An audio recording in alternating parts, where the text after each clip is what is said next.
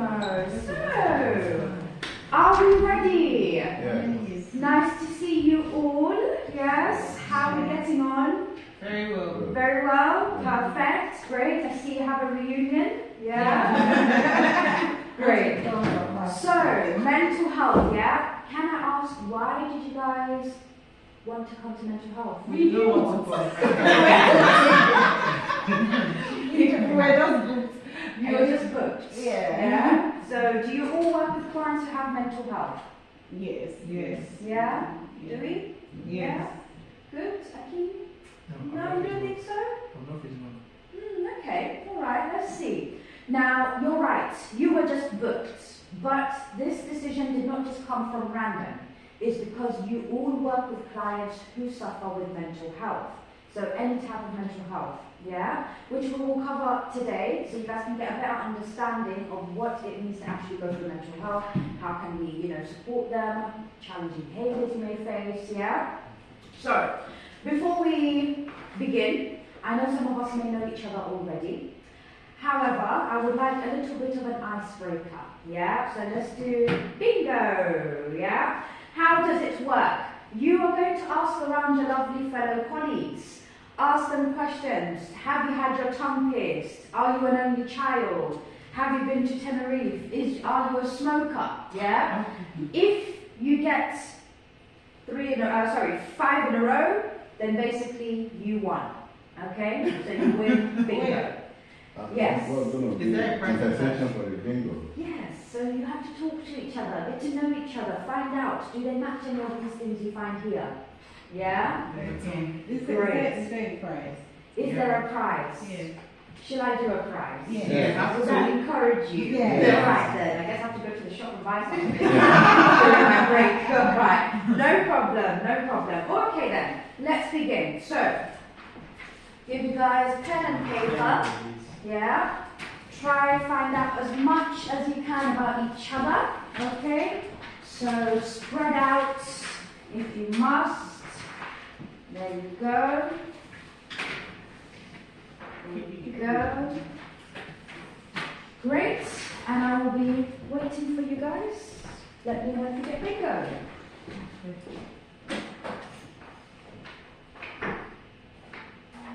Ask each other, you need to know each other, yeah? So who's a smoker? Find out smoker, yeah?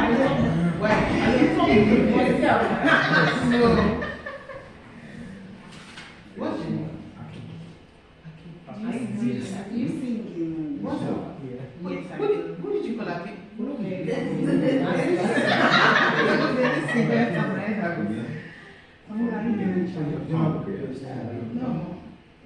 No, none of us break their stone.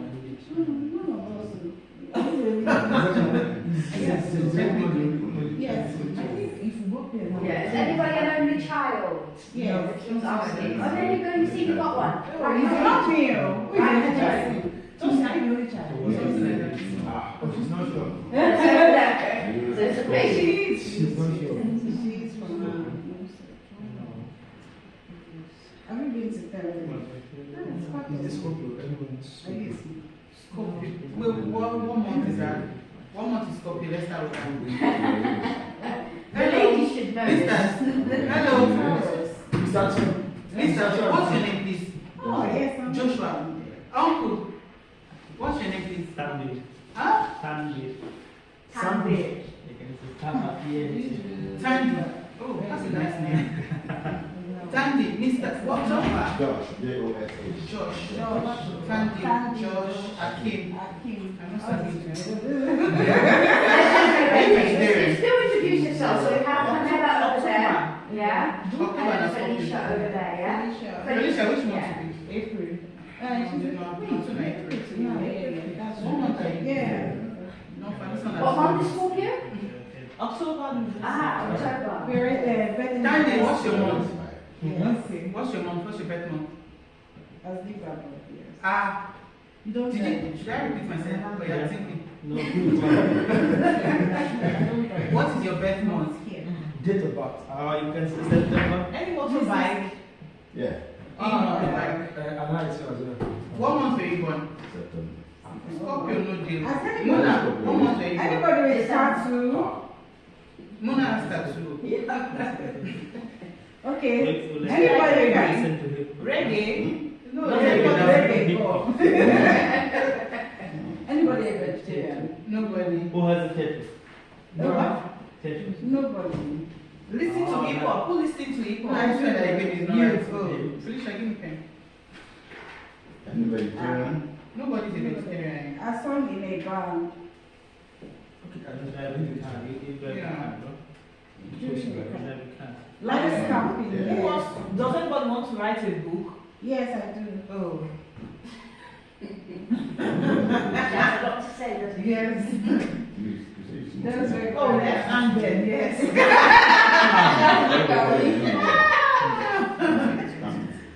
So anybody does regular exercise. Candy, I need you to drop the paper and pen. Do like this for me. I want to Yeah. Let's see. Do, let me see. Okay, he can. No, not everyone can. I can't. No, One will have to cats. pause. You have to You pass. You have to have pass. to one want to One will have pause. to pause. Wait. You're rubbing. Pat, Yeah, pat your head and rub your toe. Yeah. So often can you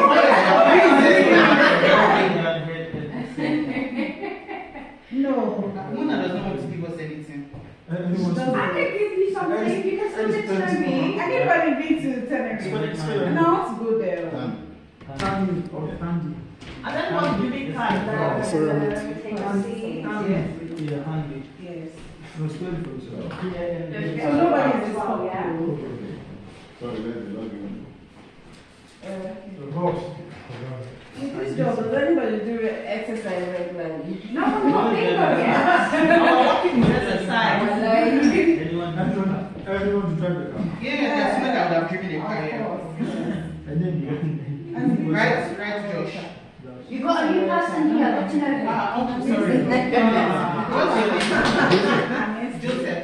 I would come today, of course.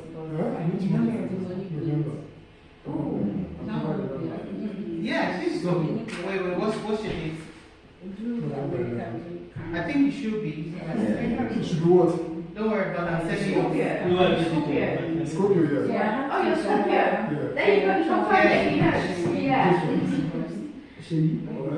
Sings in the shower, Pamela. They're all playing. I have a vision. Yes, Listen so to hip hop. I should will not give my shine. They are asking each other to do Left it. hand is Pamela. Okay, you read the So person. the first person to get all five in a row. You write your name. November. I didn't write your name. Yes, that's the right name. Ah. So the ones that Yeah, because I asked you, who are Do they? you smoke? That's No, sometimes. I don't like it. Candy, you don't smoke. Why? Tosi, you should like camping now. He smokes. Yeah. So she likes camping. Yeah. So we'll be writing the person. Who can say the alphabet backwards? Yes. I can't. Z Y. Yes, I see. Z Y. Don't worry about it. What's in the shower? Tosi have a vision and we don't have a vision. Person they even look at ambition. Who does regular exercise? Who does what, sorry? Regular exercise. Regular exercise? You? Akim does. Akim, okay. My exercise is in bed. No, no worry about it. Has anybody been to I drive a America? car. You been to America? NA. That is next to Felicia. You been to America? No. Everybody plays football. Football. No. How do you do it? Does anybody say football? You play football? What that is not part of. Your name is Why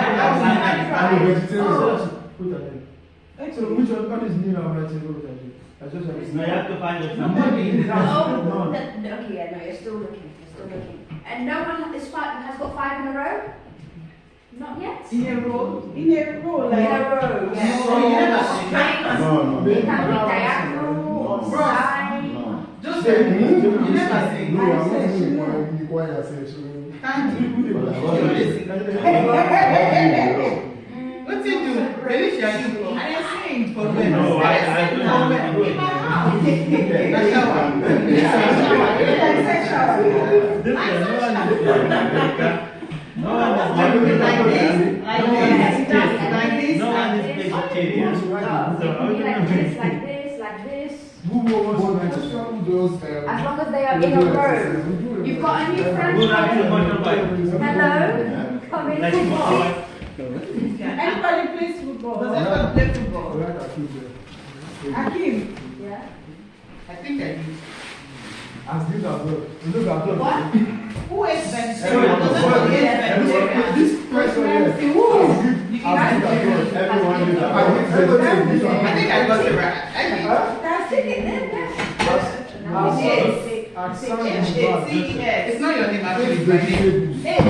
I think my name is One is not It's. Yeah,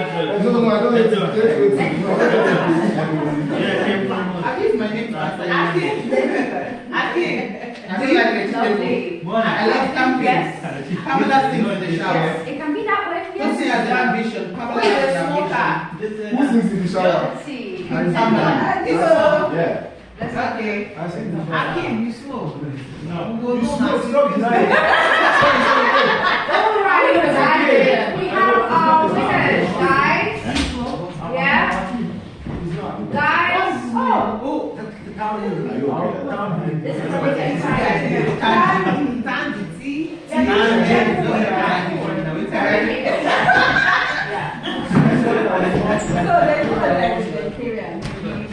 Alright, guys. Yeah, can we review our answers? Yeah?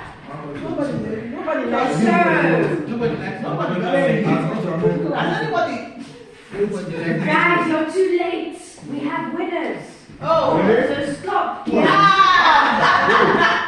We have winners. Let's see if they are there's truthful. Scorpio. He's Scorpio. Let's say if they're truthful. Joseph. Yeah? So, I believe this one is. Oh, yeah? Tanvi.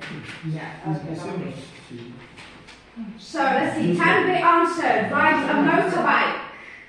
Joseph, is that true? Yeah. Josh, sorry, Josh. We are Josh. Joseph. Sorry, Josh. He's Josh. Is a smoker. Tanvi. Yeah, lovely. Has driven a car. Mina. Yeah, that's true. Has lived abroad. Josh. Plays football. Is that true? Okay, let's see what Tosin got. Yeah. Is a Scorpio. Joseph. I think we all agree on that, yeah? Has ambition. Hey, I said it's Scorpio. I checked. I checked. It's So it's a your... lie. Unfortunately. If I meet you outside, I know what it is actually. Yeah? Really? what's your best month? I will check on the system. No, He said November 11. It's Scorpio. I know what it is If I will actually. corner you outside, Has a and Pamela. the Sings in the shower, Pamela. Yes. At the end, perform for us. There's no shower here. There's no shower here. Camping. Likes camping. Tosin. I also do. Do you actually? Yeah, I I do. You live in the wild. not like living but actually like You like camping. camping, nice, okay. And hates vegetables. You don't like vegetables. Alright, well done guys, very good. It was a good start. I will take back your lovely pieces of paper.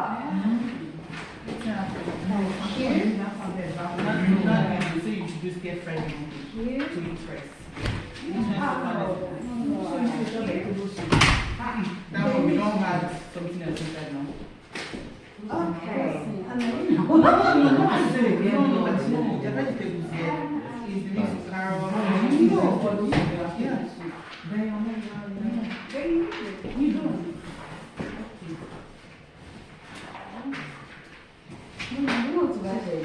There's no example.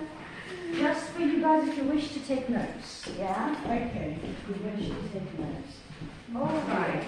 So welcome to mental health training, yeah? Thank you all for coming. I really do appreciate it because I know it's also taking part of your times, yeah?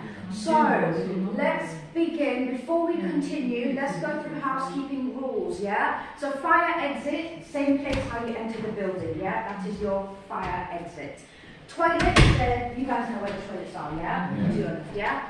No mobile phones, please, okay? Pretty please. I don't want to see your mobile phones. I know some of us, are mothers or fathers or expecting some news.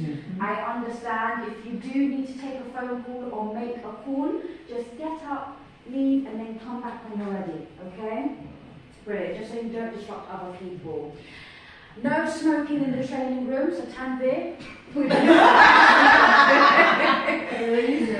Drinks can be consumed, so you can have your cup of tea, drinks, coffees, snacks to help you get through the training, but no hot meals, okay? So no wings and chips, no jollof rice, no spaghetti bolognese, okay?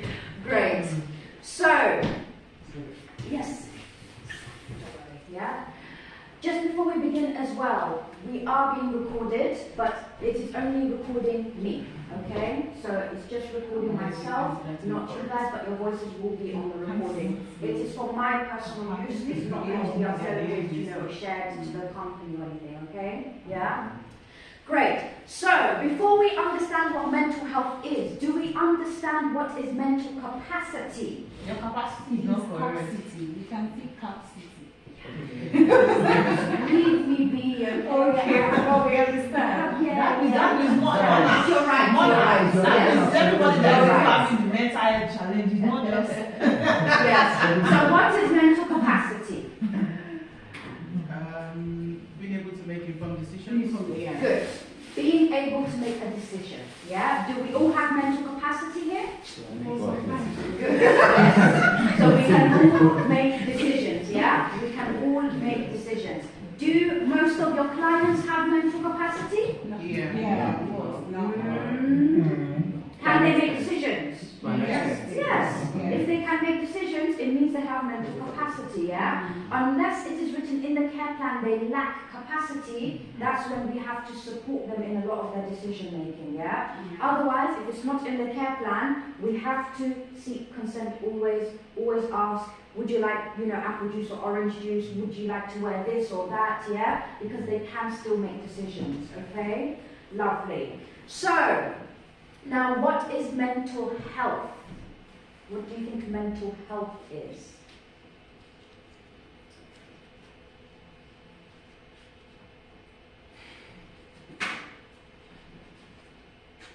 Let me try to Go on, Maria.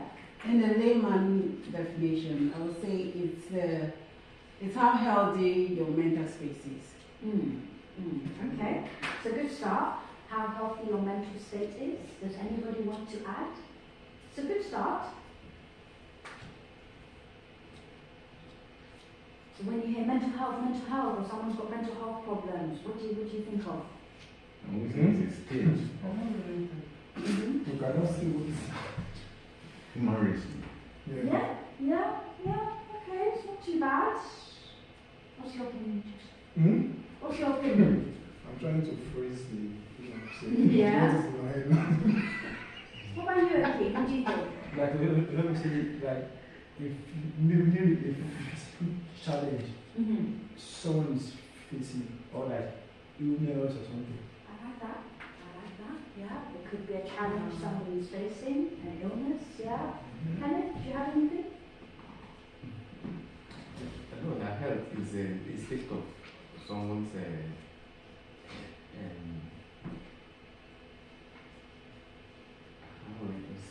Yeah, finish your sentence. You started off well.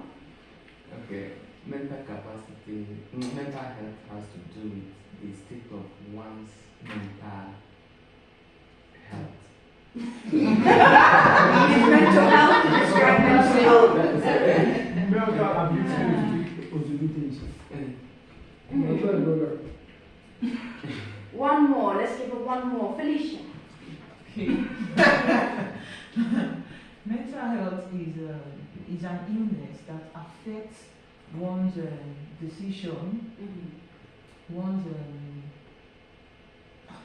it affects one's decision and affects one's life generally, and Okay, no worries. Good shot. Okay, let's try Joseph. One second, yeah? Well, I just want to say it's the lack of mental capacity.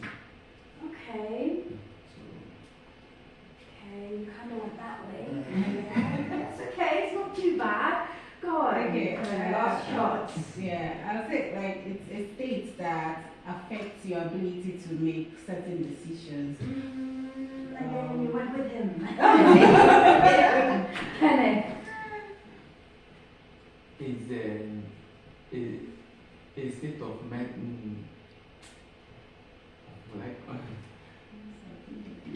You're doing well. Keep going. Yeah. mental condition. It's a state of mental condition of an individual. Which Okay. could be either Yeah. in a deteriorating form or in a normal form. Okay, all right. Let's help each other out, yeah? Not too bad. We started off quite well actually, but then we all went a bit, different directions. So, mental health. Do we all have mental health? Let's start there. Yes. Yes? We have mental health? Yes. It doesn't have Okay. any- So, Exactly. mental health is basically how you think and feel and behave. That's all that it means. Mental health is how you think and how you're feeling. Yeah? So we all have mental health. Sometimes our mental health can be really, really good. Like we're really excited, we're happy, we're laughing. That means your mental health is in good condition right now. Yeah? But then sometimes your mental health is bad, it's a bit low. You feel sad or upset, you're crying, you're depressed, yeah? So that is the difference in terms of how your mental health can be really good and really, really bad, yeah? Now, mental health, it can happen to anybody. Like your mental health can change at any time. Right now, you're all smiling, you're happy, yeah, you're seeing each other, but then you could get a text message, bad news, and now your mental health has changed, yeah? You don't feel so good anymore, yeah?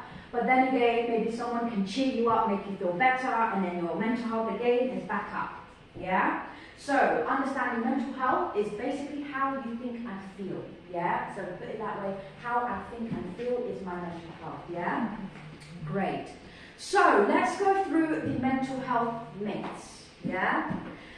So, people with mental illnesses aren't able to work. When we say mental illnesses, what types of mental illnesses may we think of? depression. Depression, good. What else? Sometimes physical harm. Yeah. So you may self-harm, for example, you may feel suicidal.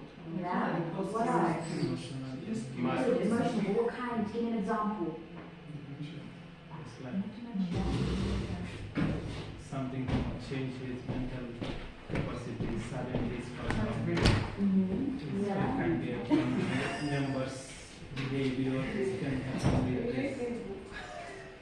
Good. So give me an example of a mental health illness. So we said depression. We could even say sadness. We could say anxiety. Fear. Exactly. Yeah, fear. Kolo. Bipolar, no, not necessarily, no. So bipolar, so think about your emotions, how you're feeling. Yeah? So think about you. So sometimes you can feel sad. Sometimes you can feel, depressed. Or you may feel anxiety, you may feel anxious, yeah? So you're always worried or fearful, you're scared, yeah? So think about the feelings, yeah? So, just because you have anxiety, that doesn't mean you can't work. Just because you're going through depression, it doesn't mean you can't work. So yes, that is a myth. A fact is, people with mental illnesses can still be very successful, yeah? You don't think the Prime Minister doesn't go through stress, yeah? Or through any hardships or difficulties, yeah? But they're still, up there, they're very successful and they're still working, yeah? Another myth, you can't recover from mental health problems, yeah? Is that true? You're not able to recover from I them? don't think so. Yeah, you can. You can get really good news and your mood is happy again. therapists, have counseling sessions. So it's not true, yeah? No, it's not. So they might not go away forever, but lots of people with mental health problems still do work, have families, and live a full life. So it doesn't just mean, oh, I have anxiety, I can't live my life anymore. Yeah, you can still get through it. You still have a good, if you have a good, really good support system with you. Yeah. Another myth: people with mental illnesses are usually violent and unpredictable. No, Yeah, it's not true. Yeah, it's not true. Just because I'm depressed, that doesn't mean I'm always going to hit somebody or insult you or fight you. Yeah. So the fact is, some, but we will look into that. We're going to talk about why that happens, yeah? Most people with mental health problems, even those with severe ones like schizophrenia, are not violent, yeah? So not all of them are violent. Someone with mental health illnesses are more likely to be victims than inflicted themselves. So they are more victims and cause more harm to themselves rather than people around them. Yeah? We'll talk about it. Okay. You don't seem like you approve of that. Alright. So, other myths, yeah? Mental health problems are rare. Is that true? No. No, yeah? Unfortunately, 1 in 4 people will experience mental health illnesses or problems, yeah? So 1 in 4 people. So we are in a room of 8. So we have 2. So 2 people, exactly, yeah. 2 people will be experiencing, mental health problems. You could be stressed from work right now. You came from clients. That stressed you out. Stress is a mental health problem, yeah? So you could be thinking about other things maybe you have going at home, yeah? That can give you problems, yeah? Supervisions, lovely, yeah. Relieve stress, yes. So, I can't do anything to support someone with a mental health problem. Is that true? No. You can check them. Even you yourselves, you also are people's answers to their mental health problems. Yeah? You could literally be, when a friend calls you and they say, oh, I'm upset, I'm really sad. You are that solution to them. They're looking for a friend to talk to help them feel better. So it's not true. Yeah? There are lots of things you can do to make a difference to their lives, yeah? So there's so many things we can do. So, by checking in, so just calling a friend, because it's nice to know, oh, my friend called me to see how I'm doing today, or my mother called me to see how I'm doing today. It makes a difference in how they feel, yeah? Listen and don't judge. So don't just hang up the phone after and then say, oh, this person is so crazy. How am I dealing with them? Oh, I need to, they're not good people. Oh my God, they're so annoying. They talk to themselves too much or do this and that, yeah? So we don't judge them, yeah? Try not to judge them. I know it's hard, we're all people, we like to judge, but try to keep it in here, yeah?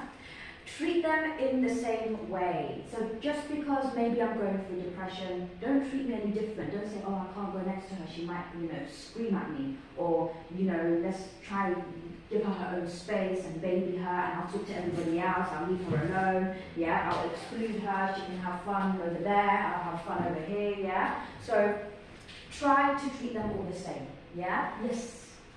Okay, looking at this, treating them in the same way. So let's paint a scenario. I know that my friend is going through a rough time, and there's this thing I know if I take it to her, it's just going to make her spiral down. Yeah. Should I still take it to her? Take it. There's something that I know that if I tell her this, it's just going to make her feel worse.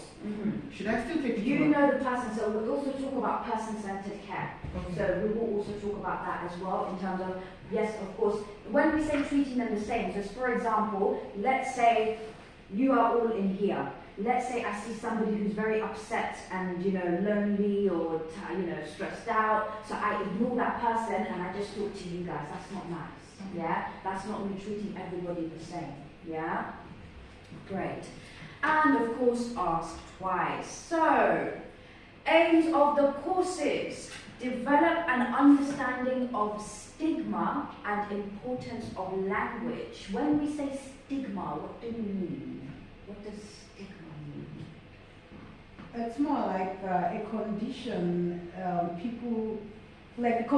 people know certain people as, like, how do I put it, like someone that, the person has mental issues. Like, oh, that lady with mental issues. Exactly. Stigma Yeah. is like there's a condition, It's a basically. condition, There's a yeah. condition. So yeah, so it's more so like giving that person a label. Yeah. So you're labeling them to be, oh, this Based on person their may have condition, schizophrenia, yeah. so they must be really crazy. Yeah? So it's putting that little label to them. Yeah? Understand the impact of stigma on people with mental health problems and the people we care for them. Yeah? Explore their own attitudes to mental health and mental illnesses. Dispel myths about mental health and the illnesses. Yeah? Learn more about specific mental health problems and feel more confident to talk about mental health as well. And be more aware of who to talk to or where to go to, basically seeking advice if you're concerned about yourself or somebody else. Yeah? So, course description, yeah? So mental health awareness, we've kind of discussed about what mental health is, the illnesses, yeah, that it may come, the differences between them. So this course will basically demonstrate how to communicate empathetically, in an empathetic manner to your clients, yeah? So allowing us to be under more understanding about their condition. Because sometimes we get very impatient or we're angry, and to be honest, because we don't understand about their condition. So when we don't understand something, that also makes it difficult for us to do our job, yeah? This course will enhance the learner's knowledge about mental health and mental illnesses, yeah? But specifically what we're going to cover is what is mental health, common mental health illnesses, the importance of empathy when communicating, stigmas that can affect mental health, and supporting people with those who experience mental health, and the benefits of a positive mental health culture. So let's begin here, yeah? So what are mental health problems, as we discussed? So mental health problems, also known as mental health disorders. When we say disorders, what do we mean? What is a disorder? It's not in the right state it's supposed to be. Not quite. So there's a difference between anxiety, telling somebody, oh, I have anxiety, or someone saying to you, I have an anxiety disorder. What is the difference? I think it's the extreme of a diverse condition. Like there's a condition already, then is the extreme of it. Yeah, Or taking it too far to affect someone else. Good. Yeah. Not bad at all. So, for example, let's say you have an interview. Yeah. You have an interview and you're getting ready to go, but you're at the scene, you're waiting for your turn to be interviewed, but you're feeling nervous, yeah? So you feel nervous and you're probably shaking your leg or playing with something just before you get into your interview, yeah? However, I still go to my interview. Yes, I'm feeling nervous, but I won't let these nerves hold me back. I'm still going to go and do my interview, yeah? Because I still know at the back of my head, I have a shot, I've got a chance, so I'm still going to go for it. Now that is me having anxiety, yeah? If I had an anxiety disorder, that would mean I know I have an interview, but I don't show up, yeah? Because my anxiety took me to a place where I just don't even feel like I can do it anymore, so it's affecting my day-to-day life. So when it affects your day-to-day lifestyle, with you or everybody like you said, then yes, it becomes a disorder. Yeah? So a disorder, someone says I have an anxiety disorder or have an OCD disorder, yeah? It just means that they cannot, it really affects their day-to-day life. So there's some tasks they can't even complete, yeah? Because of the mental health conditions they have. So, refer to a wide range of conditions that can affect an individual's mood, their thinking and their behavior. So this can occur to anybody regardless of their age, regardless of their gender, social status or ethnicity, yeah? So it doesn't matter who you are, it will happen to everybody, yeah? Mental health is for everybody. So it doesn't matter who you are, where you come from, or how old you are, what gender, it will happen to everybody, yeah? Lovely. So, mental health problems, let's see. Let me move on since we've had our discussion here. Okay, when you see this up here, what do you think it is related to? What mental health illness is it? When you hear panic, fear, stress, restlessness, seeking reassurance, What do you think that is? Not depression. Anxiety. Anxiety, yeah? So this is anxiety when someone feels panic, yeah? When someone feels fearful or they feel stress. So sometimes our stress even builds up to anxiety, yeah? Seeking reassurance, always asking, oh, is this okay? Is this okay? Is this okay? Oh, did I do it right? Did I do it right? Did I do it right? Because I'm worried that I might have got it wrong, yeah? Restlessness, so it may even affect when you sleep at night, yeah? Because you're overthinking. Most people who have anxiety, they tend to overthink, yeah? Brilliant. What about this one here? Hopelessness, fear, sadness, low self-esteem. We're familiar with this one, aren't we?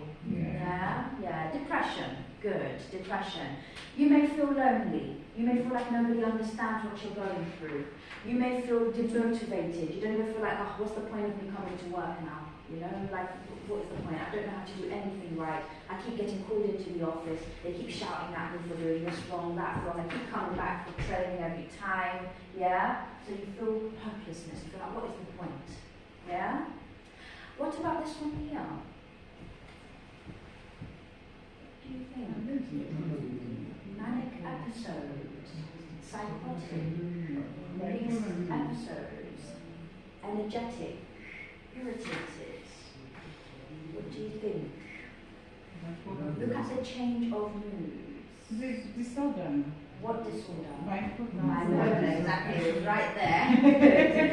So yes, bipolar, yeah? So you may have changes of moods, they may fluctuate so quickly, yeah? You may find one day I'm okay, then, 1 minute I'm okay, but then next minute I'm triggered and then something, other emotions may arise, yeah? So I may be up and down every now and then, yeah? What about this one here? Nightmares, trauma, rapid heartbeats, triggers, negative changes in mood. It is PTSD, well done, yes, PTSD, yeah, so post-traumatic stress disorder. So normally you find it's more common in those who also went to war, yeah? So after the men come back from war or women that come back from war, that's it. They have a difficult time getting on with their lives. There may be sounds that trigger them, or they may feel like, see things as a threat all the time. Yeah? So they find it really difficult again to try to adapt and get back to their normal lives, which understandably is difficult. They've spent how long in war, for example? Yeah? And what about this one here? Forced vomiting, bulimia, restrictive eating, anorexia.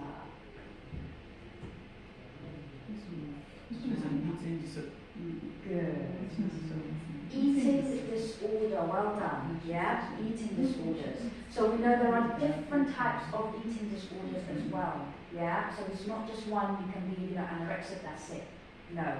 Some people overdo it. Some people, end up forcing themselves to vomit. Yeah, they don't want to keep the food in. They want to keep it out. Or some people, seek food for comfort as well. Yeah, Just they like eating. yeah, exactly. Great. Yeah. And this one here, changes in sleep patterns, lack of motivation, paranoia, poor hygiene, delusions, hallucinations.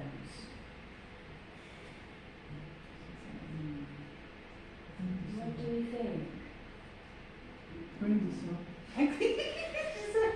Brain disorder. Oh my God. Try again.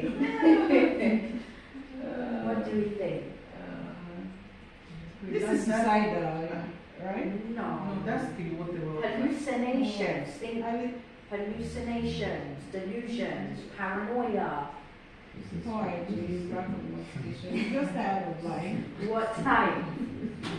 Don't want to go to the extreme. That's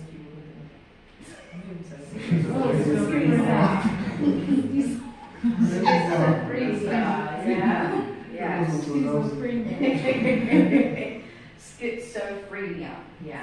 Schizophrenia, yeah. Schizophrenia, yeah. Schizophrenia. Lovely. Schizophrenia. Perfect. Okay.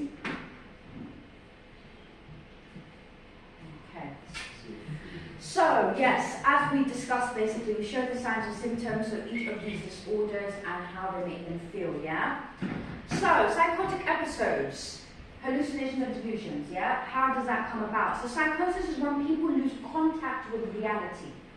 So, they may see things or hear things that you will not see or hear either, yeah?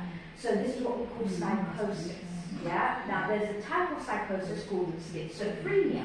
Yeah, so that is the type of psychosis because it causes them to hallucinate and have delusions. Can you tell me what is the difference between hallucinations and delusions? What are the difference? What does it mean to hallucinate?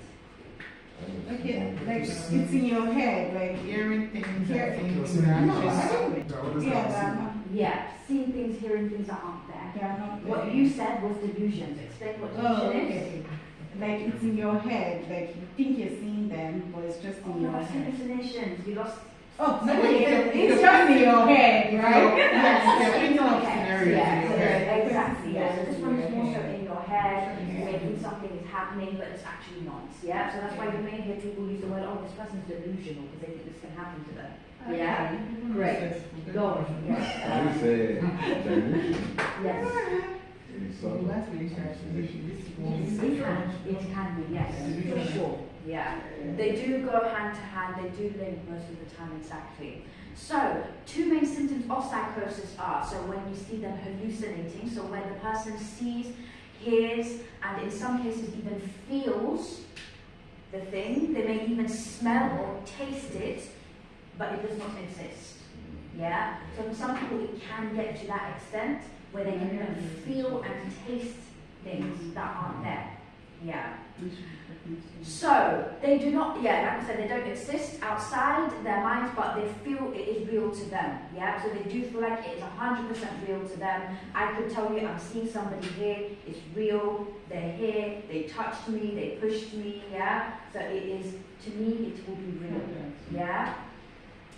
Then delusions, yeah. So where a person has strong beliefs that are not shared by others, yeah? So a common delusion is believing there's a conspiracy to harm them, yeah? So when they believe, oh my God, somebody's coming to get me, they're going to hurt me, come inside quickly, come inside, yeah? Let's hide under the table, yeah, somebody's up on the roof, I can hear them, yeah? Yes, great. So, what causes mental health though? How does it even happen? Many reasons, biological reasons, yeah? So it could be your genetics. Maybe there is somebody in your lovely family tree who's had mental health and now it's been passed down to you, but you carry that gene, yeah? You just carry it. It doesn't mean you have it, yeah? Just because they have schizophrenia doesn't mean that you will get it, no. It's just, it could be the reason why you may have it, yeah? Brain defects or injury. So you may have had an injury, for example, to your brain, and that's what causes you to have, again, hallucinations or any type of mental health concerns, yeah? Infections. Maybe you got an infection, yeah? And that, again, causes you to have mental health illnesses. Or poor nutrition, exposure to toxins, yeah? So something poisonous or harmful to you, a chemical, yeah? Prenatal damage, yeah? Perhaps maybe psychological reasons. Maybe you have severe psychological trauma or stress. Maybe something happened to you in your childhood. You saw something a child shouldn't see, yeah? And that's probably carried that with you, yeah? It could be a sexual experience that you went through. Maybe you went through sexual assault, maybe physical assault, maybe emotional abuse, yeah? Neglect from family members or friends, yeah? Family or school violence, maybe. Perhaps there was a stabbing that happened at school and now it's, caused trauma to all the kids. Yeah, they lost a loved one, a friend at a very young age. Could be early loss of a close or immediate family member. So maybe it's because you lost a loved one. Yeah, that can also change your mental health. Environmental causes. So there could also be environmental reasons as to why your mental health is not so great, yeah? It could be dysfunctional families. So maybe your sibling killed someone and now your family is getting, so much publicity and fame, but they all think you're all killers too, they give you all a hard time, yeah? Or perhaps maybe it's death or a divorce, yeah? when you go through a divorce, it's not great. Yeah, it doesn't even have to be a divorce. It can even be a breakup. Yeah, you broke up with your boyfriend or girlfriend. Yeah, you're very upset. Yes.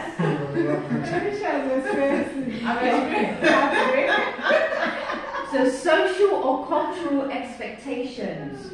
Maybe it's the culture. You know, sometimes I don't know if it's in your culture. Probably is, but they say, mental health illness is nothing. Why are you depressed? You shouldn't be depressed. You should be strong. There's no such thing as depression. Yeah? So they ignore your mental health. They don't think about, they expect you to be a tough, strong person. Yeah? All the time they expect you to, because that's just the cultural expectations. Yeah? Changes of environment. Maybe you don't like this new change that happened at Heartwood Care, maybe, or maybe you don't like the change of jobs, for example. You've got a new job and you're not, comfortable, familiar with that change. Yeah. Substance abuse. It could be maybe your parents, they like smoking weed 24/7. Yeah. Or maybe they like to smoke other stuff like cocaine. Yeah. Or maybe drinking alcohol. Maybe you even drink or your partner drinks too much. Yeah. It can cause that mental health. Schoolwork or even work in general, yeah? And romantic failures. Yeah, you said, yes. Yes, go on, yes. No, I said please explain the romantic failure. You meet a man or a woman, yeah? Okay, you met them, you were very, very happy, and now you break up. That's a romantic failure. Great, yeah? So, Excuse me. yes, please. Can we fix laziness on that? Laziness. Environmental. Laziness? Yeah. If maybe everyone around you is lazy, then you may feel lazy too. You may feel demotivated. To work. Yeah, this person doesn't want to work, so I won't work as well. So yeah, it also fall on that. Yeah. We're client. Yeah. Who's lazy? Yes. And that makes you feel like you don't want to work. And I understand that because you're right, it can affect your own mental health as well. People around you can also affect your mental health. It's not just, me and I have to deal with it. It's also people, like we said, biological, psychological, or environmental. So 100% agree with you there. Yeah? Great. So let's watch a quick video about mental health. Yeah? So these are people that struggle with mental health. Gives you an indication, an idea that, different types of people all over the world can also suffer with mental health as well. Yeah?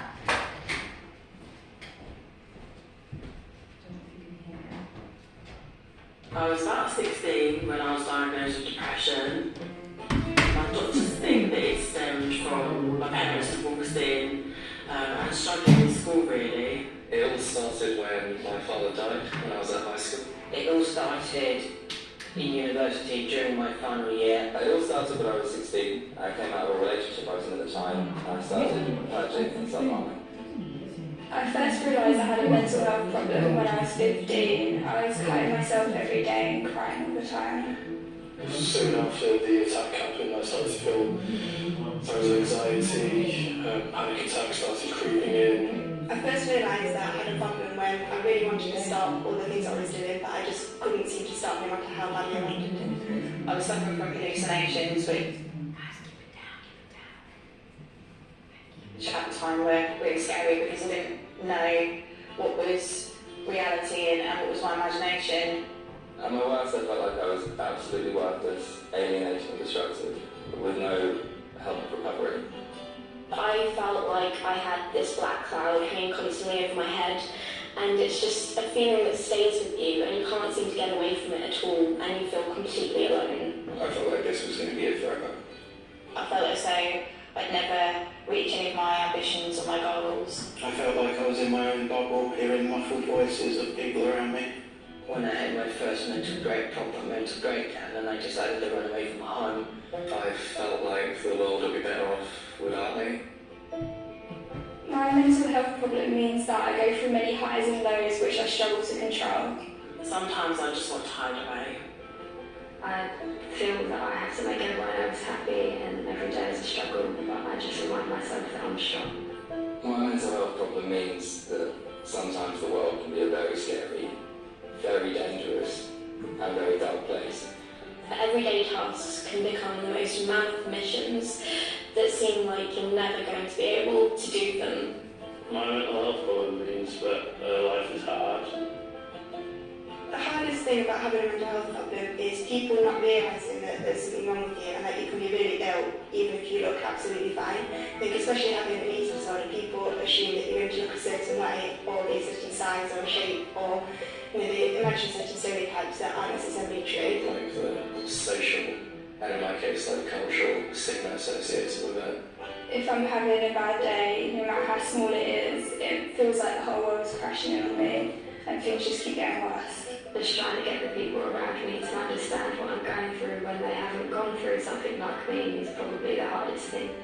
Social situations in particular can be really difficult. I sometimes can't commit to what we'd call sort of normal everyday activities. The word schizo, I think it has a lot of stigma attached to it. I really don't like it. What really reassured me was knowing that there are so many other people out there who've got the same diagnosis as me and that I'm not alone.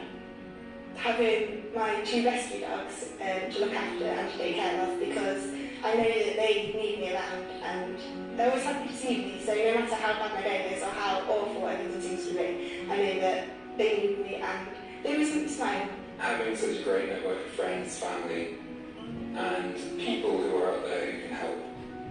I'd look at how far I've come and everything that I've gone through and realise that I am still standing. It really helped seeing my friends treat me the way that they did 6 years ago before this all started. I was that happy laid-back person, and that's the person I want to aspire to be again. It really helps me when people just treat me normally. I'd like people to treat me like you would your mother, I guess. I think that's a good way to treat people. I don't want people to tiptoe around me. I'd like people to treat me like any other normal person, but also just to be a bit more sensitive around me, not to be stigmatised, depression and everything, and telling me to cheer up and everything. I wish I'd known how much I was going to grow and learn as I grew up and grew older. I wish I'd known how much therapy was going to help me and how much I was going to gain from that. And I wish I'd known that it was possible to meet people who would love me for all of me, including my mental illness. That I didn't have to feel so alone, and that there was a lot of support out there. That there are people out there and organisations that can help me. I don't regret having mental health problems because it has made me who I am today. I wish I'd known just what supportive people can be once you tell them what you're going through. People are accepting. They're not going to walk down the street and cry, "You mental case." They're not going to, they're not going to do anything like that. Everyone's incredibly understanding. And if they're not, So the best piece of advice I'd have to give would be just getting over that initial fear of coming out to people about your condition.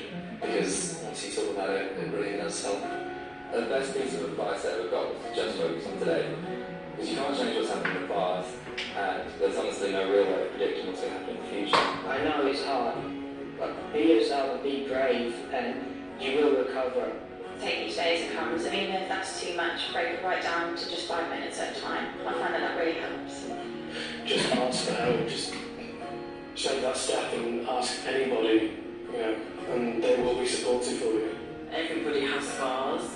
Some people have them in the mind, and some people have them on legs, like I do. Just basically be yourself. That's simple enough and not a bit cliche, but I guess it's true. It's okay to be mental, and that most people are, just not in the same way as you, but there are ways to get help. Even if you think that things can't get better, that you've tried so many times and you've fed up and you've had enough of trying, things really can, and you can get better and you can recover. So don't give up on yourself.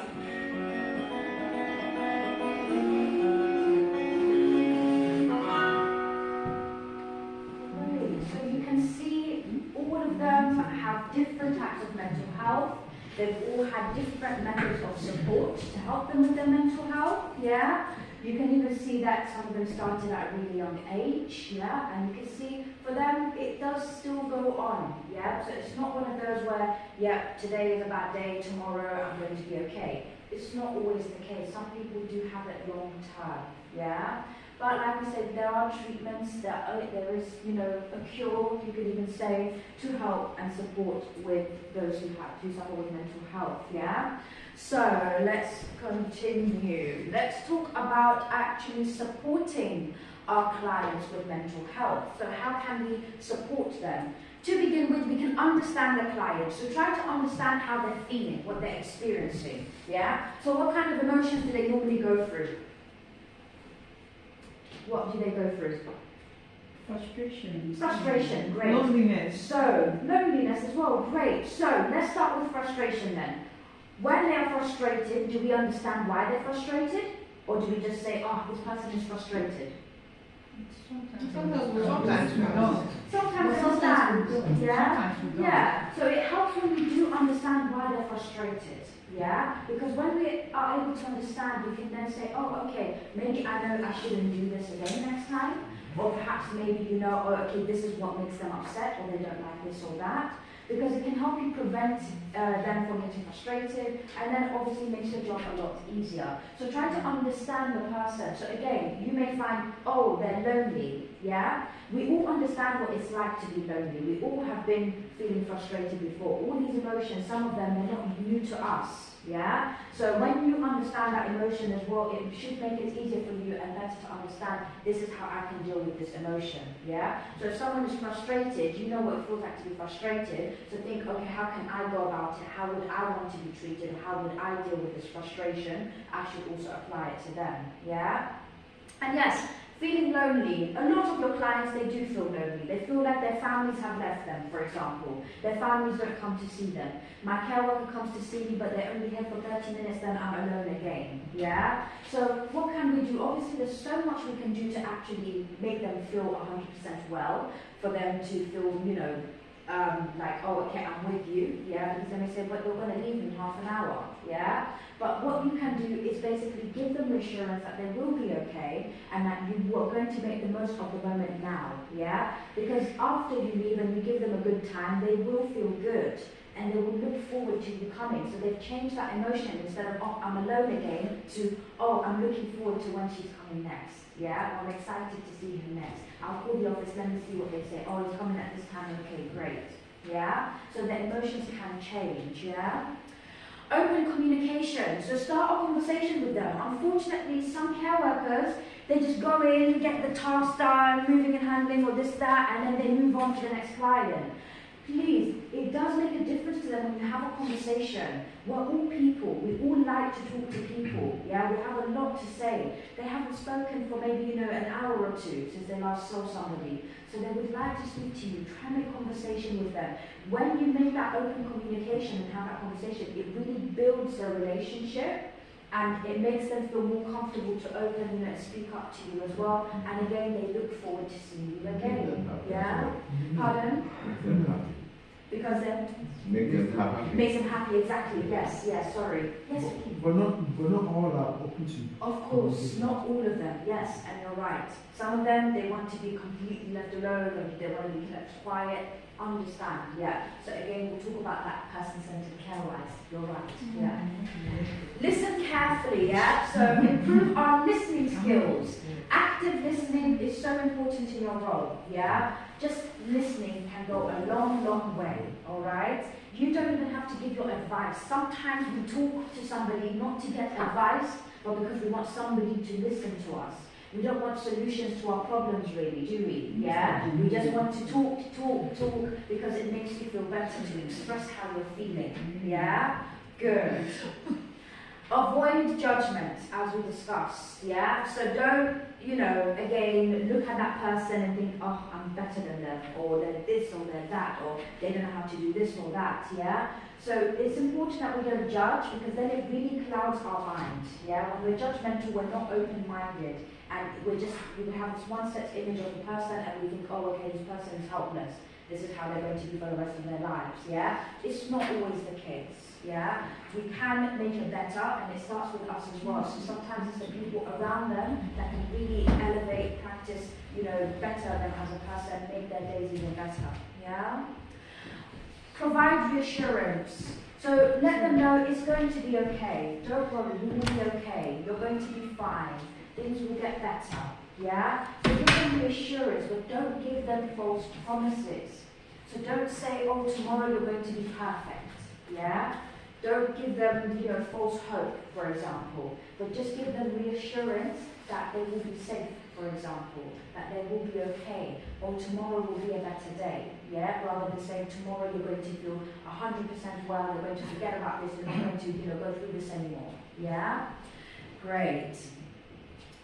Promote self-care, yeah? So, linking this to also person-centered care, maybe for them they may feel, in bedbound, they may feel helpless, they can't do much, yeah? Provide some meaningful activities to them, bring that activity to them, whether it may even be ask them to stretch their hands in bed, yeah? That's still something for them, you're giving that one-on-one quality time and they feel like they're doing something.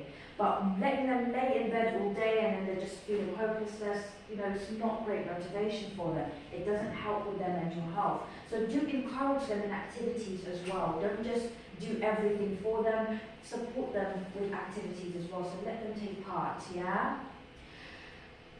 Offer practical help, yeah? So of course it's nice when someone offers help. Sometimes it's that little bit of help that can help go a long, long way, yeah? So if you see the client is struggling maybe to pour that hot water, the kettle into the cup, just say, oh, let me help you with that. Let me pour that for you. Oh, would you like to do the sugars yourself? No worries. Here you go. You can pop in the sugars because it's lighter for me, yeah? But if you see I'm struggling, it's nice to have somebody help me, yeah? Great.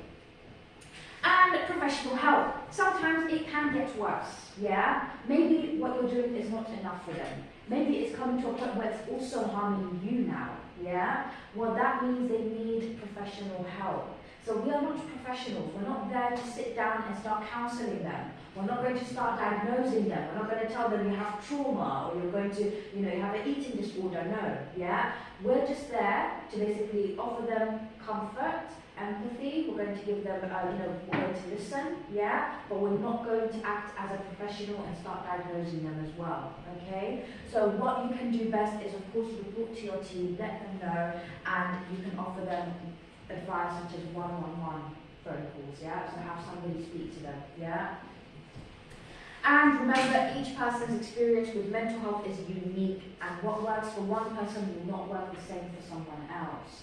So for example, let's say our phone got stolen, yeah? Someone snatched the phone in our hand.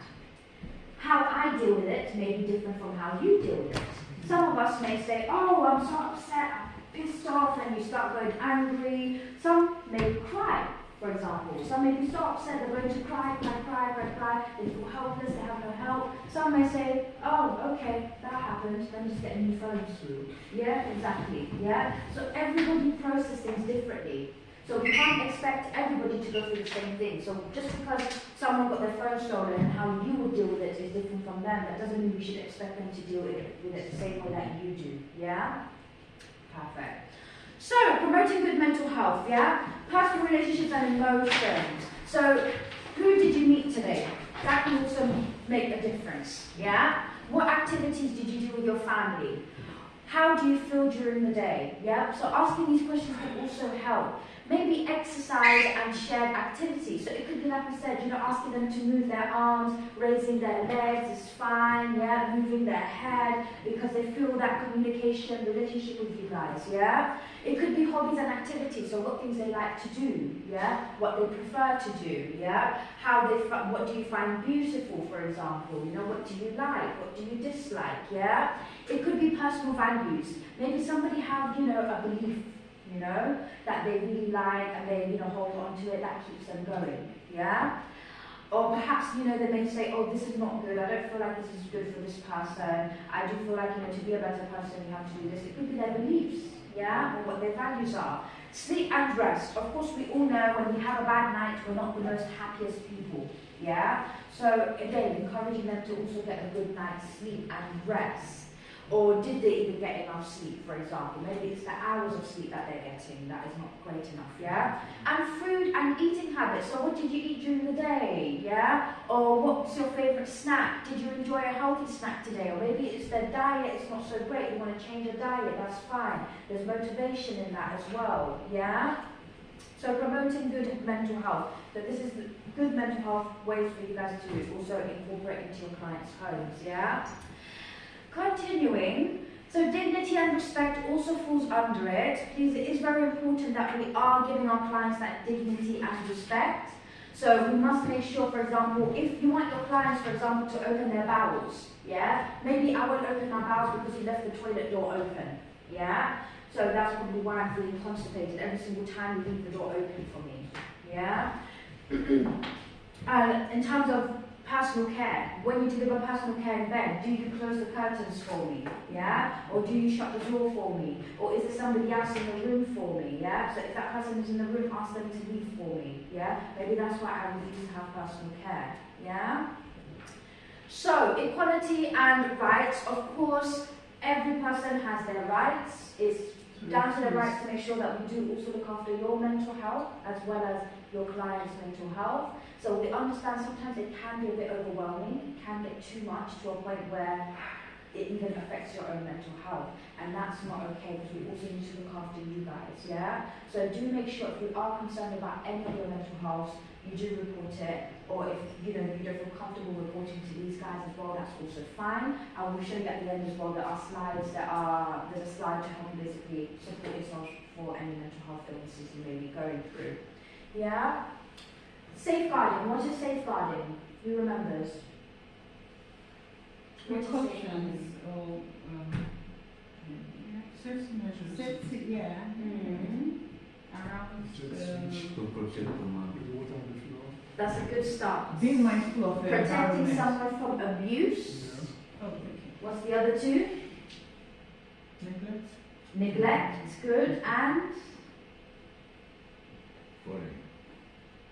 falling. There's no word for it. Starts with H.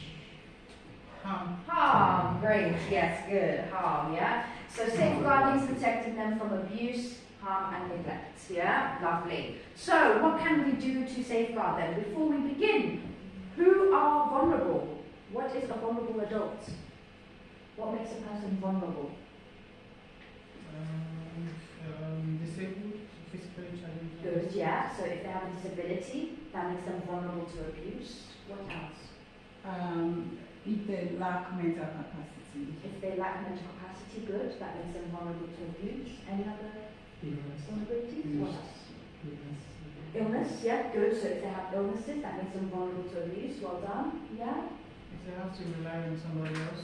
Yeah, so being able to rely on someone else, yeah, good, well done. Well done, guys, yeah? So, a person over the age of 18, yeah, who may be in need of community service of care, such as with relating to mental health, disability, age, or illness, yeah, that makes you vulnerable to abuse, yeah? Who is or may be unable to take care of themselves. So if you know this person can't take care of themselves as well, that is also a vulnerability to abuse, yeah?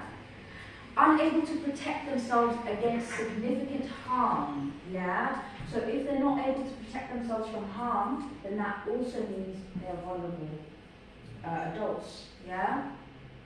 And how do you raise safeguarding concerns? How would you raise your concerns? By management. Good. Informing management, letting them know, good. Report to the office, great. How can you report to them? What can you do to report?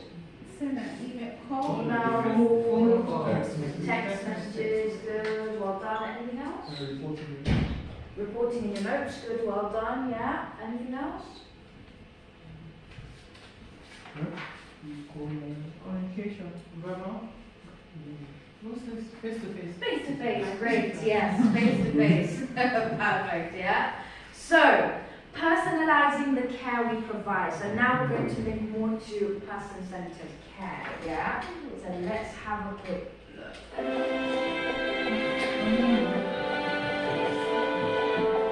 minutes and we go to break, yeah? That's it.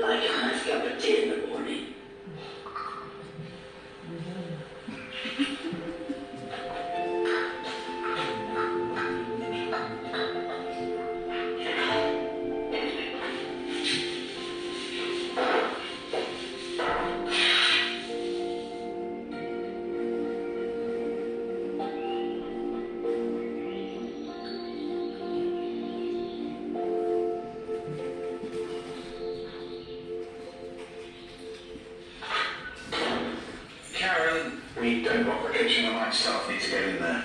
Oh, well, if you say so, Frank. Just trying to make sure Emily doesn't burn the place down. The tea again. Yep, third time this week. The staff are busy trying to get everyone up, and she's, well... Oh, she's cleaned the place this morning. And we all know electricity and water don't mix. We can't just lock her out. Yeah, but surely we're here to make sure everyone's safe. We're not running a prison here, Karen. We're running a home. And when you're at home, you should at least be able to make yourself a cup of tea. Yeah, but not if... I'll have a word. See if I can sort it out. Well, good luck with that, then.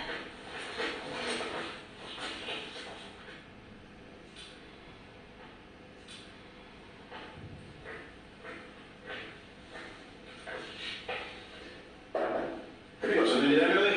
I suppose so. Anything interesting? Not the brightest in the village. I'm sorry, Emily. I've never been much good at crosswords. I'm only getting a bit to get through my old age, but the old brain can still work out a clue or two. But you didn't come here to talk about crossword puzzles, did you? No. It's this tea situation. I like a nice cup of tea in the morning. I'm sure you do, Emily. But usually the residents wait until the kitchen staff come in, and then... I've always made me own. Okay, but here we like to try and make sure that... Beg your pardon? Not the brightest in the village. Idiot! I... T... I... O... T... Idiot!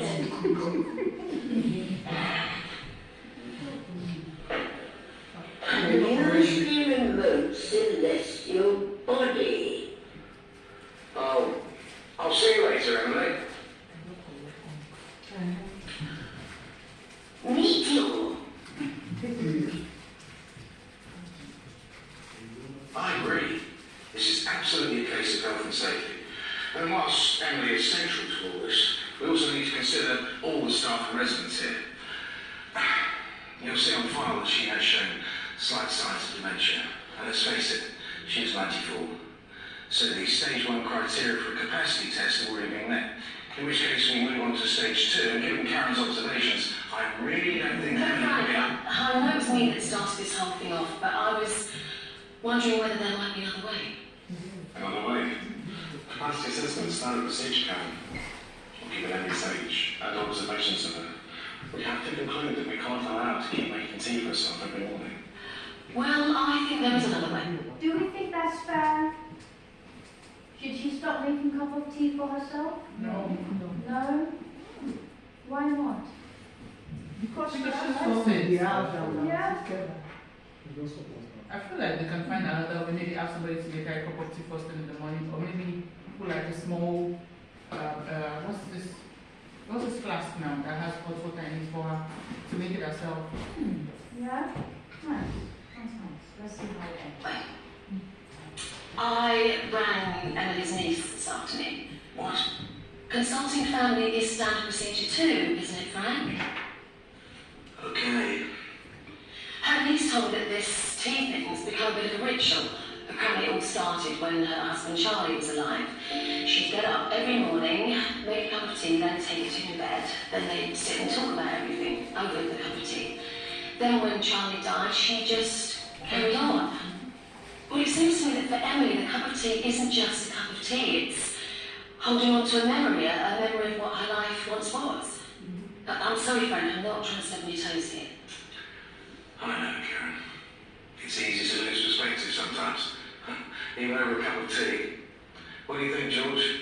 Well, as far as I'm concerned, if we can work out a best interest scenario which will keep everybody happy and avoid us having to call the fire brigade, then I'll support you. Thanks.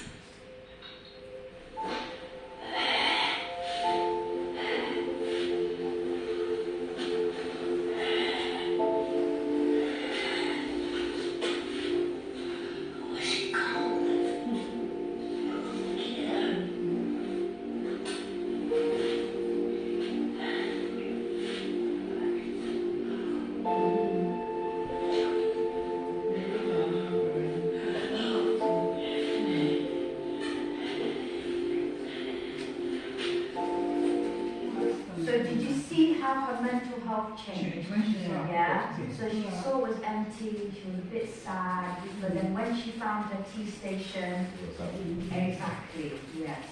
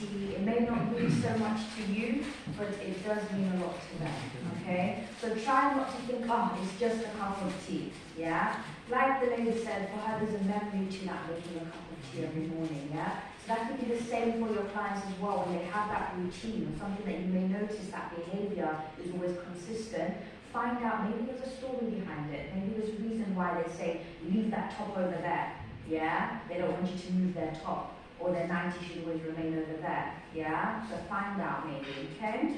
So let's have a quick 10-minute break. Okay? 10 minutes. You're leaving me at 2. So I don't have a lot of time with you. Yeah? 15 minutes. 15 minutes. Okay, so come back at 12:15. 12:15, okay?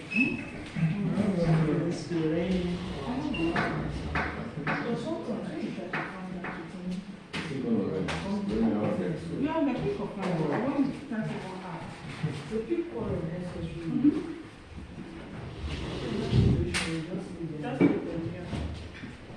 Mr. Prince. Don't sleep now, Mary.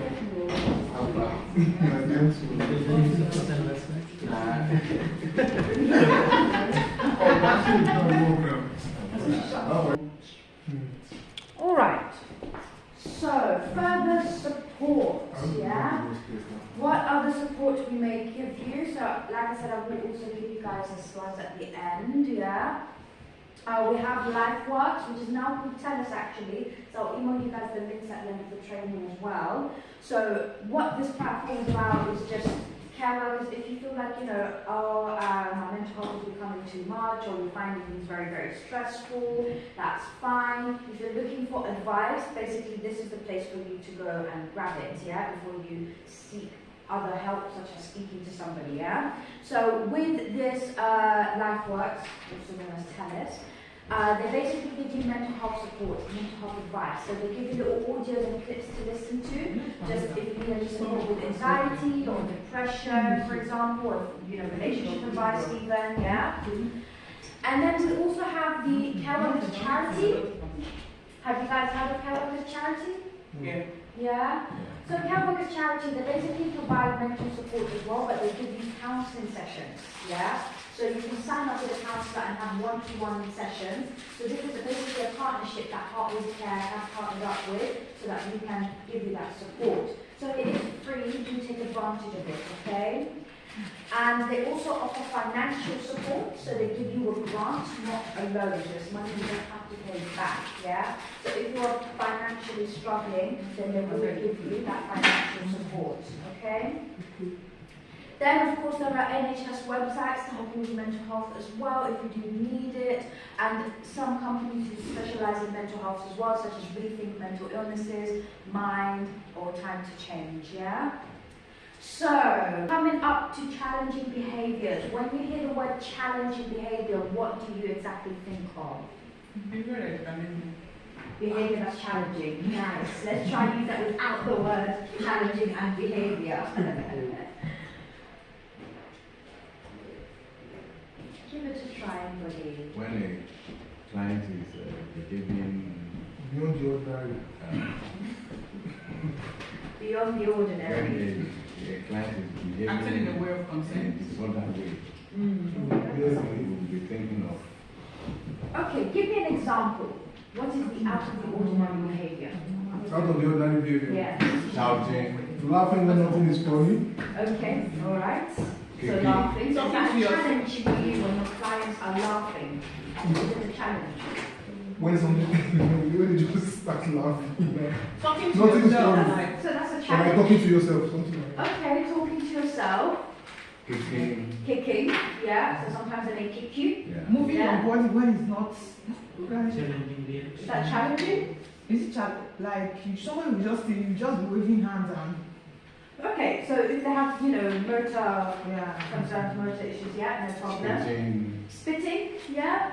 Any other challenges? What challenges do you face with your clients? Yeah, Physical abuse.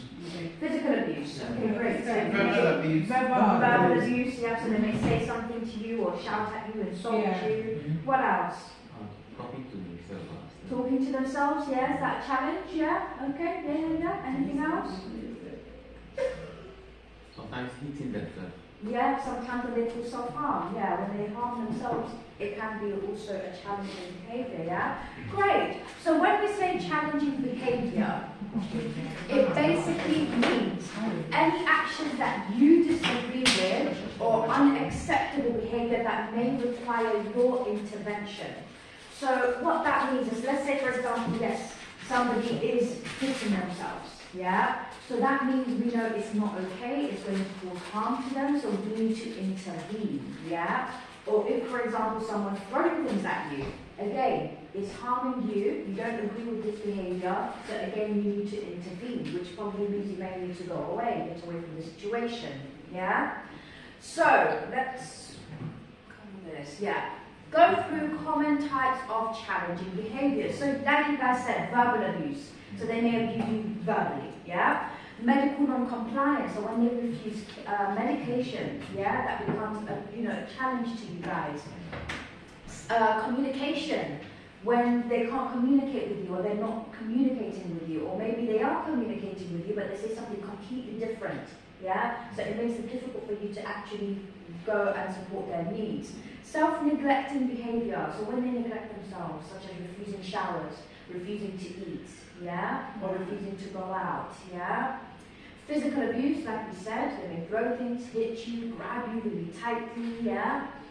Repetitive behavior, you may hear the same story again and again and again, or they ask you the same question again and again and again, yeah. Running away or disappearing suddenly. Sometimes they run away, or sometimes they don't even follow you. They want to see what you're doing. They follow you from room to room to room, yeah? Self-harm, like we said, so they may hit themselves, yeah? Or they may have an injury and then ask them, oh, what happened here? They say, oh, I don't remember, yeah? It's okay. And damages to other properties or items, yeah? So they may damage equipment that you may also need to use in the care, or they may hide some things which maybe you also need to use in the care, yeah? And sexual abuse. So in some cases, some care workers do go through sexual abuse. They may grab the person inappropriately or make inappropriate sexual comments to them, yeah? Challenging behavior. So what can we do? Yeah. So challenging behaviors that can include, before we move on to what we can do, hurting others. So it may be they may pull your hair. It may be because they may be hitting you, yeah, or headbutting you, yeah. Great. Self-injury. So head banging. They may bang themselves in the head on the wall, for example, or start poking their eyes or hand biting, yeah. It may be destructive behaviors, like I said, they throw things at you, yeah. Eating inedible objects, so for example, cigarette butts, yeah, they may eat that, or they may eat a pen lid, yeah, or the bedding, they start chewing on the bedding, yeah. Other behaviours such as include spitting, smearing, yeah, removing clothes in public and then running away as well, yeah, they may do that. So this is also challenging, okay? So, what can we do in that situation? We unfortunately have to be as patient as possible, yeah? This job does require a lot of patience. And if you're not patient, this job is not really the best for you, is it? Yeah?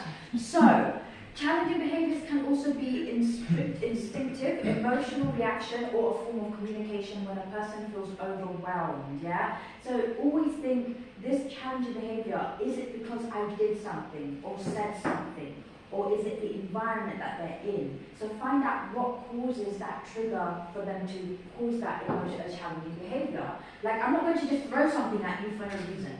Yeah? There's build-up. There was a conversation that took place before I even threw something at you. Yeah? So, triggers. It could be personal and emotional triggers. Maybe you said a word and that upset me. You know, it triggered my head and it took me back to the reason why I was upset. Yeah? Or perhaps maybe it's physical discomfort or pain. When we are sat down and we're uncomfortable, we're not going to be the most happiest. Yeah? So do reposition them. If they don't look like they're comfortable, reposition them. If they're experiencing pain, please don't just ignore it. Report it so that they can again feel better, because again, we're not all happy when we're all in pain. Yeah? Biological. So maybe it's a certain biological factor, like we said, such as medication. Maybe it's the medication that's causing them to act out a certain way. Yeah? Or perhaps it's the social environment. Maybe they're bored. Maybe they want to just speak to somebody. Yeah? Or perhaps it's their life experience. Maybe there's a past that happened. There was trauma that I had gone through. Maybe, you know, my parents, they were arguing when I was a child, and now my two care workers are arguing together, so it's, you know, made me feel nervous or caused me to have PTSD again. Yeah? Demands. So perhaps maybe it's because I find it difficult. Yeah? Maybe there's a demand in place for on other people. So again, that causes me to have difficulties. Causes me to have, you know, those challenging behaviours. Sensory overstimulation. So perhaps maybe it's a sound. Maybe it's a sound. Or maybe it's the lighting of the room is too bright for me. Yeah? Or maybe it's because of the touch. Maybe your hands are so cold on my skin, that's why I don't want you to, you know, do personal care for me. Yeah? Or perhaps there are unmet needs. Maybe there are needs that you've neglected, you've not met them, yeah? Maybe you just said, oh, don't worry about changing the bed sheets, I'll do it myself, yeah? Maybe they wanted to be involved and help you. Maybe they wanted to, even if it meant just giving them the pillowcase to change the bed sheet to help you out, yeah? And remember, understanding that causes and triggers of challenging behaviours can help manage them effectively. So, when we understand why those triggers happen, that's when we can be able to manage the care effectively. That's when we can produce more effective care. So when you find out why this person acts out this way, why they threw this pen at my face, why, you know, they started spitting at me, it's probably because maybe when you were rolling them, you touched them in their painful area. Yeah? Or maybe it's because you were, you know, in their space, or maybe you went into another room without their permission, or you started opening their drawers without their permission. Yeah? So find out what those triggers are, and then you're able to basically find a solution to it. Yeah? So internal prevention measures, like we said, basically ensure they get enough rest or sleep. So we'll watch a couple of videos at the end, and then you guys will be able to have a better understanding on how to manage or handle triggers, for example. Yeah? Treat clients who are in pain or discomfort. Encourage our clients to have enough fluids. When we say fluid, what do we mean? Liquid. Liquids, what kind of liquids? Washing liquids? Good. Water? Soap? Good. Juice? Wait, did someone say soap? Soup. Oh, soup. Yes, great. Okay. It's my accent, don't worry. It's me. Yes. Coffee. Tea, coffee. Good, well done. What about fluids we can eat? Good. Orange. Watermelon. Fruits, watermelon, beautiful, yeah? All these are also fluids. Please, it is 1.5 to 2 litres of fluids per day. We can go a whole day without water because we have our fluids coming from elsewhere. So don't always think, oh, it's water, water, water. If you know I don't like water, don't give me water, okay? Give me other fluids. Even if it's a bowl of strawberries, that's fine. You've done your fluids, yeah? Good. Providing meaningful activities, as we said, try to involve them, provide activities with them, providing emotional support, so even if it meant sitting with them and talking to them, that's your visit, fine. Yeah? If they tell you I don't want to do anything and they just sit down and you talk to them, that's fine. It helps them with their mental health. Yeah? Because like we said, we all need people who want to talk to somebody. Yeah? And administering appropriate medication. Maybe it's the medication that's causing them to trigger and then behave a certain way. External prevention measures, so maybe it's perhaps it's the noise level, so as we discussed. Maybe it's the people around them. Maybe there's a particular care worker who makes them feel uncomfortable.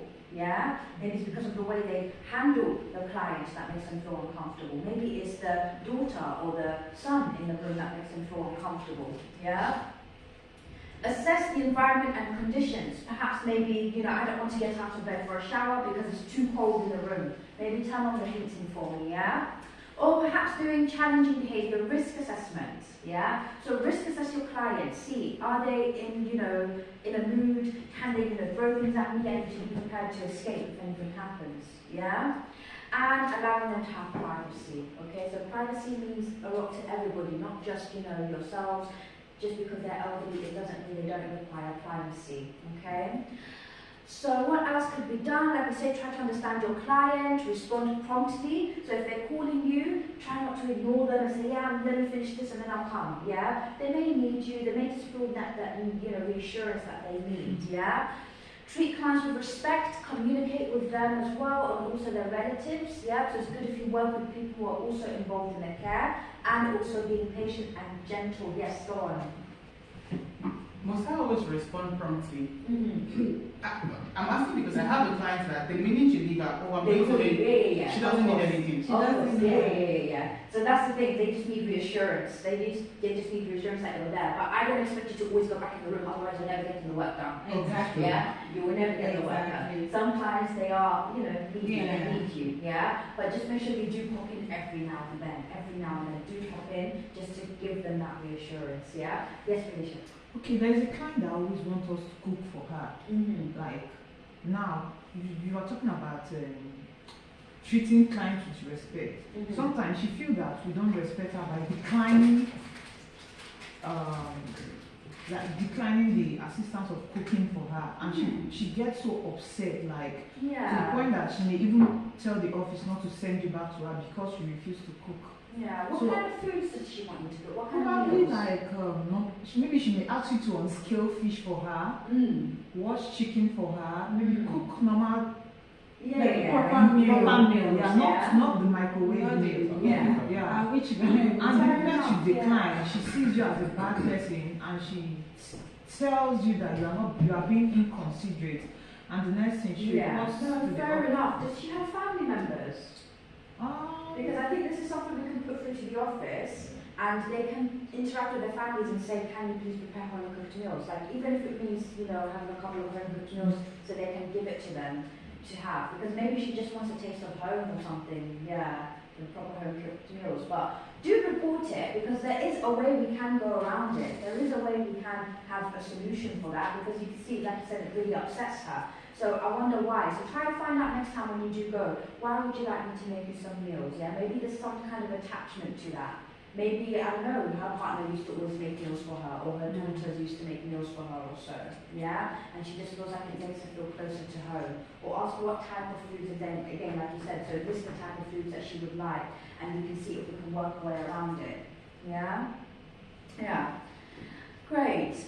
So, guidelines to good practices. Remember, customer is always right, okay? Even if you know they are wrong, do not tell them they are wrong, okay?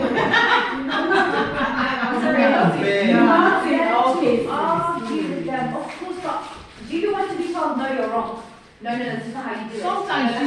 Sometimes maybe not say it in that manner.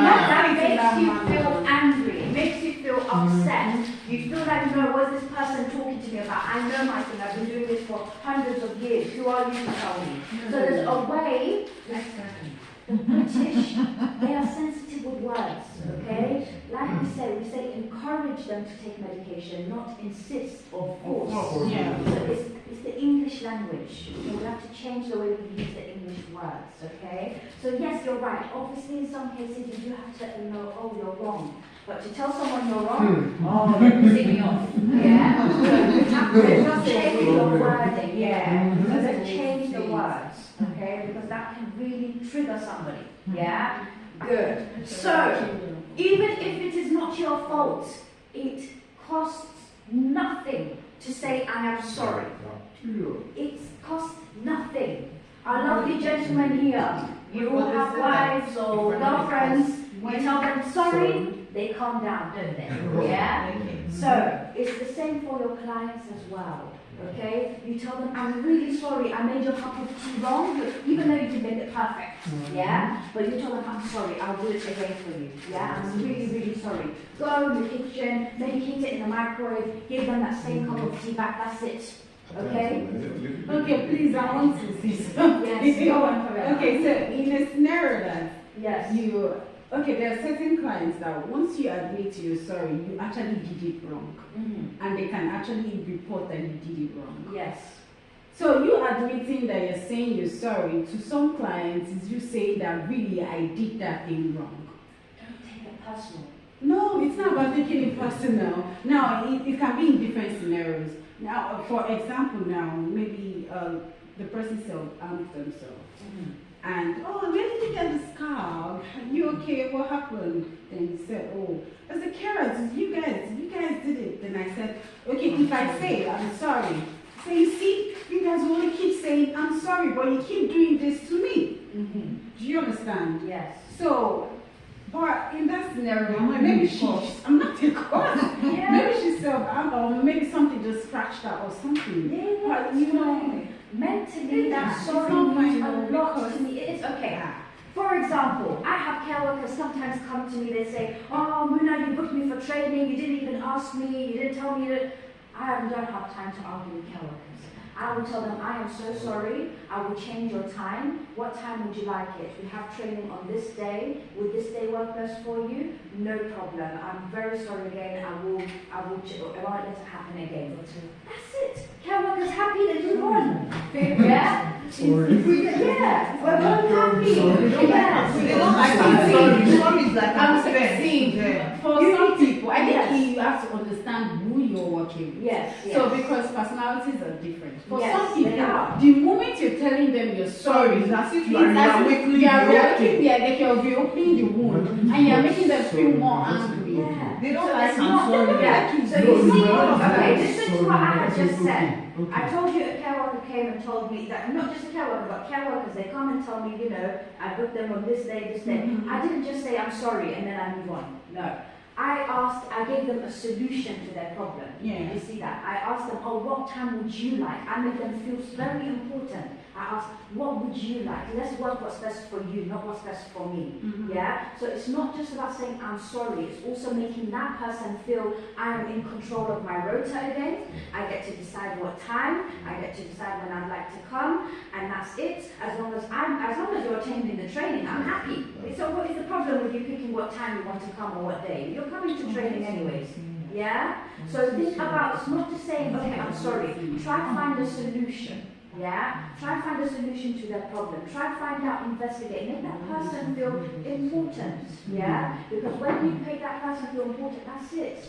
They feel calm, they feel like they're respected, and they'll feel happy with you. Yeah? So yes, maybe that injury was not your fault. It was not your fault, fine. But apologize for not just you, but also as a company, we work as a team. Yeah? So we say, I'm sorry that happened to you. They may still argue with you. No, this is your fault, you always do this to me. I was like, okay, maybe we can try to find something. I'll speak to the office, I'll let them know that, you know, you've been going through these injuries and this needs to stop. Because you're right, it's not okay for you to be injured. You shouldn't feel like this anymore. Yeah? You shouldn't have bruises all over your arm. This is not okay, it's unacceptable behavior. We need to do better, you're right. Yeah? That's it.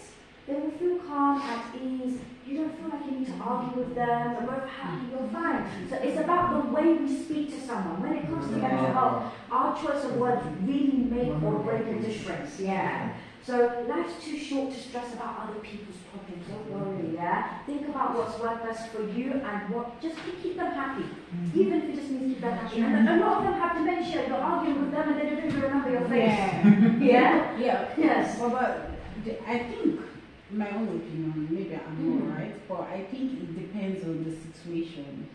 What if it was something more than, something really, maybe like a fall, or something. So recently, there was a scenario that happened that a client actually fell by herself. Yes. But she wrote an email because I was done with the visit and I was about leaving when it happened. So I wasn't even close to her or anything. And she fell by herself, like hitting the other. It wasn't something really, because she always do that at home anyway. So her son lifted her and they didn't even call ambulance or anything. But not to get a call from the office the next morning to say she wrote an email saying I fell down. Yeah. So you see that, imagine the scenario. Yeah. So of course. Yeah.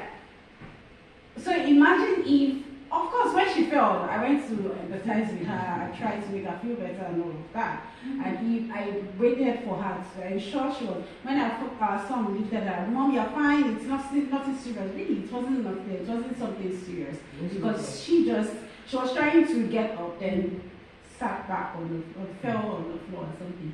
So the son lifted her and I assisted her to get to her room and all of that. So I ensured she was alright before I left. Not for her to send that email. Now, imagine when the office called and I said, oh, I'm sorry. I'm sorry, I was there, maybe I would have done. So, yes, this is not the client that you're speaking to, this is office, of course. I know, I'm just saying, like, different scenarios and all of that. Or maybe when I was in the client, I said, sorry, I was the one that made you fall. You know, I'm sorry, maybe I would have done that. Exactly. So it's more so, again, the choice of words. You had a thought, I'm so sorry, don't worry, you will be okay, I can support you, let me call the ambulance for you, we'll get you the help that you need, give me that reassurance that I will be fine, that, that I'll be okay, someone's coming to support me, help will be on the way, I'm not saying, tell them, oh, I'm sorry I pushed you, it's my fault, oh my God, what will I do? This is not okay, I shouldn't behave this way. No, So the apology is just different. It's not in the sense of like you're trying to say, I'm sorry I did this and that. I will bring you back for training as well. I will have to, because you picked the client up. You picked the client up. No, she didn't. What did you do? I did not. It was his son. Because it wasn't something serious. Apparently, I think she always was at home. So the son was like, oh, Mom, it's nothing. And what did you do after? I got the office, of course. Okay, good. Yeah. Good. So, Okay. but she still sent an email saying I was on the Oh, don't worry about that, We know you didn't push her. We know. Don't worry. Yeah. Yes. Okay. My own Sireno. One scenario was that there is this client. I was booked for her by 9 a.m. and I'm supposed to be there by 8, but they changed the rota to 9 a.m. So they booked me for someone else before her. So, and she saw the rota and she was like, what was all this changes all about? What happened?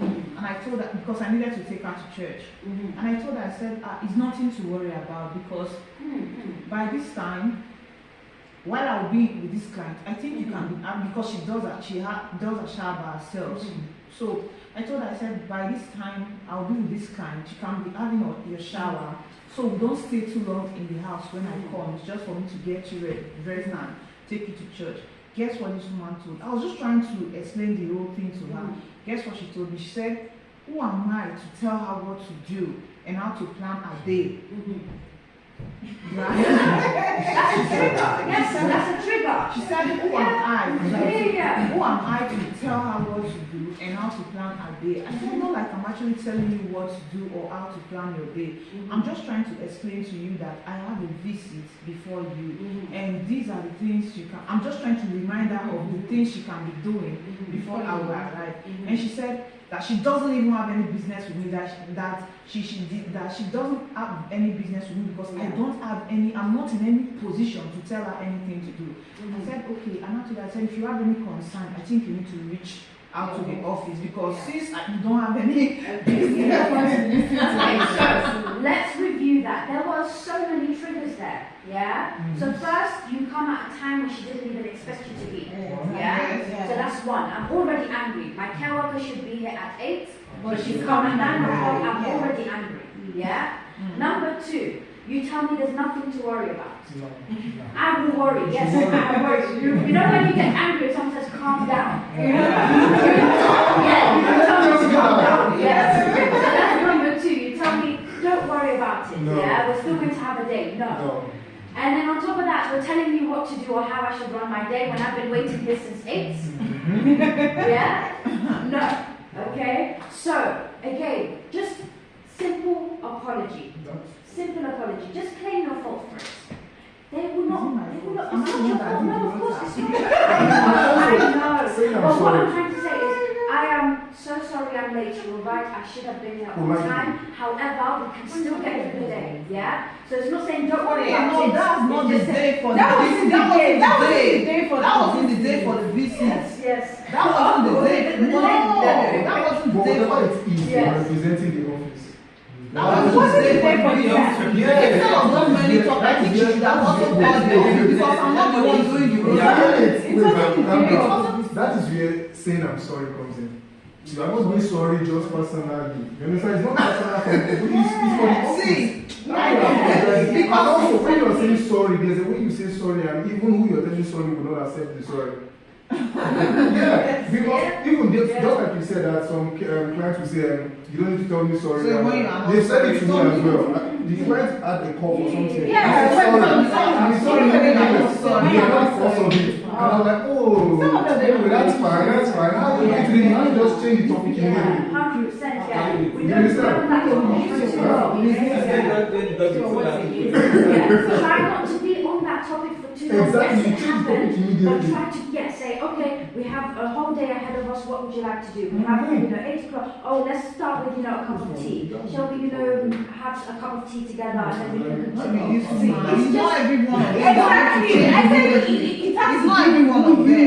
You have to understand the personality of who you are. When you say who you are, do you mean as care workers? No, the personality of who you are taking care of. You might person-centered care. Every single client is different. So Exactly. That's what I'm saying. I don't even like the next time you come, you're not going to say those things. Honestly speaking, the next time, inside of me, let me be honest with you, inside of me, I said, whenever she asks me anything about Rota, I'll just tell her, please, can you contact the office so you can.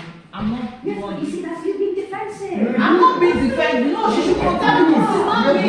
If you come with a gun, of course I'm going to be defensive. Of course, I have to be defensive. I said, please reach out to the office, not me. I think I understand what she's saying because she was trying to explain the day before that day wasn't the day, so that she can expect her at 9 a.m. Yes. Not 8. So she can prepare her mind that this is the time I'm not coming at this time, I'm coming at this time. So that was why she was explaining enough time to her. Okay, now she's a client. And the client is angry. The client does not understand. Yes. I'm not being defensive. I only said you can kindly reach out to the office You are if you have any concern. I'm not doing the one preparing the route. I'm not saying you're talking about diet. You talked about diet. Right? You talked about helping with assisting with good diet. I think I overheard one carer. I think the client is very big, right? So probably, I don't know what kind of illness the client is having. So the carer was like, oh, can you stop eating sugary food? You see, that's not nice. Yeah. I've been eating my whole life, and then my carer can tell me how to eat. Like trying to assist to manage diet. I'm going to go about it. I'm going to go about it. Yeah. We could try and prepare meals. We could say, oh, okay, here I've prepared you some eggs. The eggs have good protein, some vegetables for you, put some tomatoes. Here's your meal for today. Don't talk to me about my diet personally. Don't tell me, oh, cut the sugar. Yeah? Or don't tell me, oh, stop eating chicken. Yeah? That's when you get, you're angry, yeah. So, it's just a choice of words. To you, don't take it personally, yeah? Don't Of course, think you it's can't all do about that. you, yeah. Otherwise, You guys would say Yeah. don't take it personally. You seem to forget that we're humans. We Of have course blood. we are body. human. Professional. Of course. Because we have like I'm a not limit saying to what we ignore can your do. mental health. Yeah, You should, of course, exactly. prioritize it. I even tell care workers, you are number one priority, not your client. Your health and safety comes first. When is there a burning building, I don't want you to go run in there and save your client. No, Yes, so you're running the how? other way, okay? So please, yeah, of course you put yourself first, yeah? But this is in sense of how to handle your clients, to build a better relationship with them, to help manage with their mental health so that it can also help you, yeah? So part of that, sorry caused a lot of trouble here, you see, but yeah, so honestly though, sorry does go a long way. It does, yeah. It may not mean anything to you, but it will mean so much to the person that was feeling a certain way, yeah. And it's just one word. It's one word that can change their whole their mood, yeah. So do apologize, investigate. So this is when I was saying, ask what upset your client, find out the triggers. Yeah, of course coming late can trigger your clients, and I know it's normal because your office staff, unfortunately, they don't prepare the best rotas for you. Yeah, I understand that. Yeah, but a simple, sorry I'm late, let's see what we can do, and just move on from the topic can also go a long way. Yeah. Mona, do you know that all this apologize, investigate, and there's another one. Do you know that to some people is an issue to them? Yeah. When you tell them I'm sorry, they become very angry. When you want to try to, what happened today? They become very upset. Exactly. When you now try to find out upsetting them, they become upset. worse. So in that situation, what do you want us to do? Now get patience comes in. Just be optimistic, okay? Next time you go, just try and think, maybe my apologize. Now patience. I was doing it just Yeah. Because if I'm not patient with you, let's go outside and see what happened.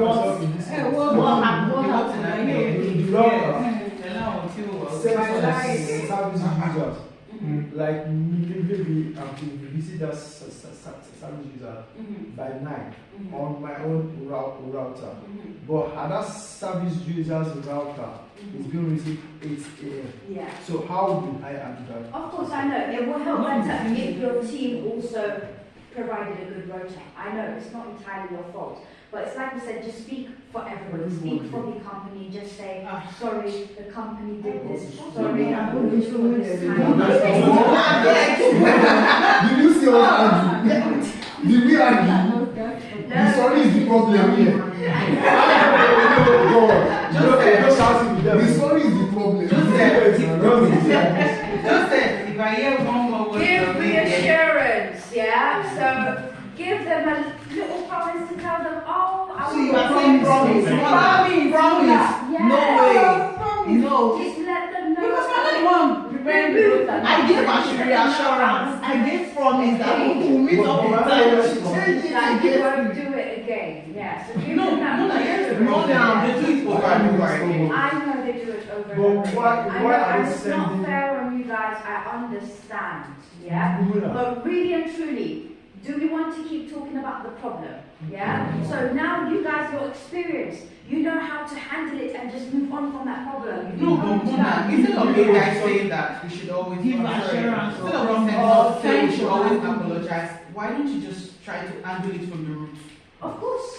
We could try. It's like, Because they don't, you see, the people, they don't respect us. They don't value us. Let me tell you a scenario. Let me tell you a scenario. This is meant to be mental health for the clients. Let me tell you a scenario. I was with a client. I was preparing dinner for her in the kitchen. I think the nurse, they wanted to give her injection, and the nurse had been standing outside for some period of time, but I don't know when. So I don't know when to open the door for her to come in, right? And she was like, "You are lucky they opened the door." Nurse, so just imagine a nurse behaving in such manner. I was just looking at the nurse. You are lucky you came. They opened the door for me. I would have gone. I would have given this injection, and no, it's none of my business. Me, I was just looking. If this nurse can talk to A client is such manner. Guess what this client said? This client was like, sorry. oh, I'm sorry. I They are nurses, more than the carers. Care worker. Honestly, everybody is a carer, including the nurse. We are all carers because nurses go out there. Even more than they are what even the nurse. like they respect the nurses more. I think probably it's because of the name. They believe carers are slaves. So carers are now. I think so, No, because yes, when we do talk about making an apology or giving reassurance or investigating, say sorry, this, that, we just mean to do this because you want to calm their mental health down at that moment. Okay, it just helps them calm down at that moment. You don't want their emotions to be so high to a point where they, you can't even deliver your care. It is just to calm them down at that moment. Because like you guys know, really and truly, you're not going to be there on time every time. Yeah? But at least you've calmed them down and you can get on with their task. It is there to just calm them down at that moment. Yeah? Because when they're calm, they cooperate.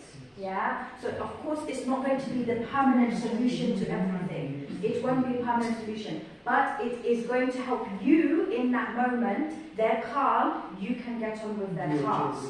Yeah? It's just part of being a care worker. I have literally been in your shoes, okay? I have been a care worker myself for 3 years. I know it's tough. It is not easy going from here to there, your rota's all over the place, they call you, do this visit at this time, I know, yeah? But it's just when we know we don't have a lot of power, let's say, in us to make that change. We can't go to them and tell them, change this, change that, change this. It's more so now finding how can you manage it, yeah? So try adapt to your needs. Think, how can you make it easier for yourselves, yeah? Because clearly they won't make it easy for you, yeah? But try and think, what can I do to make it easier for me? Such as, instead of, yes, okay, I've arrived at the door, I'm late, I know I'm late, yeah? I know it's not my fault, but I've had a long day coming from here, let me just calm them down and then I can get on with the task swiftly, yeah? So it's just about making your jobs easier as well. That's what this training is for as well, is to make things easier for you guys, make your work easier. Understanding that when you cause that trigger, that okay, this is what I do and this is how I can deal with it, yeah? In terms of changes of the office and this, that, it's going to take a while to get there. Yeah, it will take a while. I'm not going to give you false promises. You guys are all, you're here. I know you have your mental health and stuff. But yes, at this moment, this is what's best for you, what I can think for you, for your clients. When you get to that point, when they're very angry or stressed or upset with you, this is the best way for you guys to handle it, to dial the situation down, so that you guys can still continue your care work. Yeah? Because also this, think about yourselves, it is also a business at the end of the day, yeah? You make your money from being their care workers, for having these clients. So, taking to very light. Yeah, exactly. Because I'm used to that. You have to do this more, used to this. So you have to like It's not like that before. Same with managing you. Like why don't you just like, I'm like, it's my cool. first Yeah, it's more I don't know it's like boss. Okay, so that client, I would have told her that I will come by 8 o'clock, don't worry. Yes. That makes me happy, yes. That makes me happy. No, but it's a sin, no. It's a sin for me to lie. Do you know what industry you are in? Do you know the people you're working with? And this lie will change my mood. If you're telling me about course, why not to make me feel better? So it's called therapeutic lie. Yeah. Great. So, offer support, ask how you can make them feel better, okay? Ask them, is there anything I can do to help you or to better the situation? They may say, come on time next time. Fine, I will come on time, you're right, next time I'll make an effort to come on time. That's it, we're happy, we move on, we do the care. Yeah? Alright.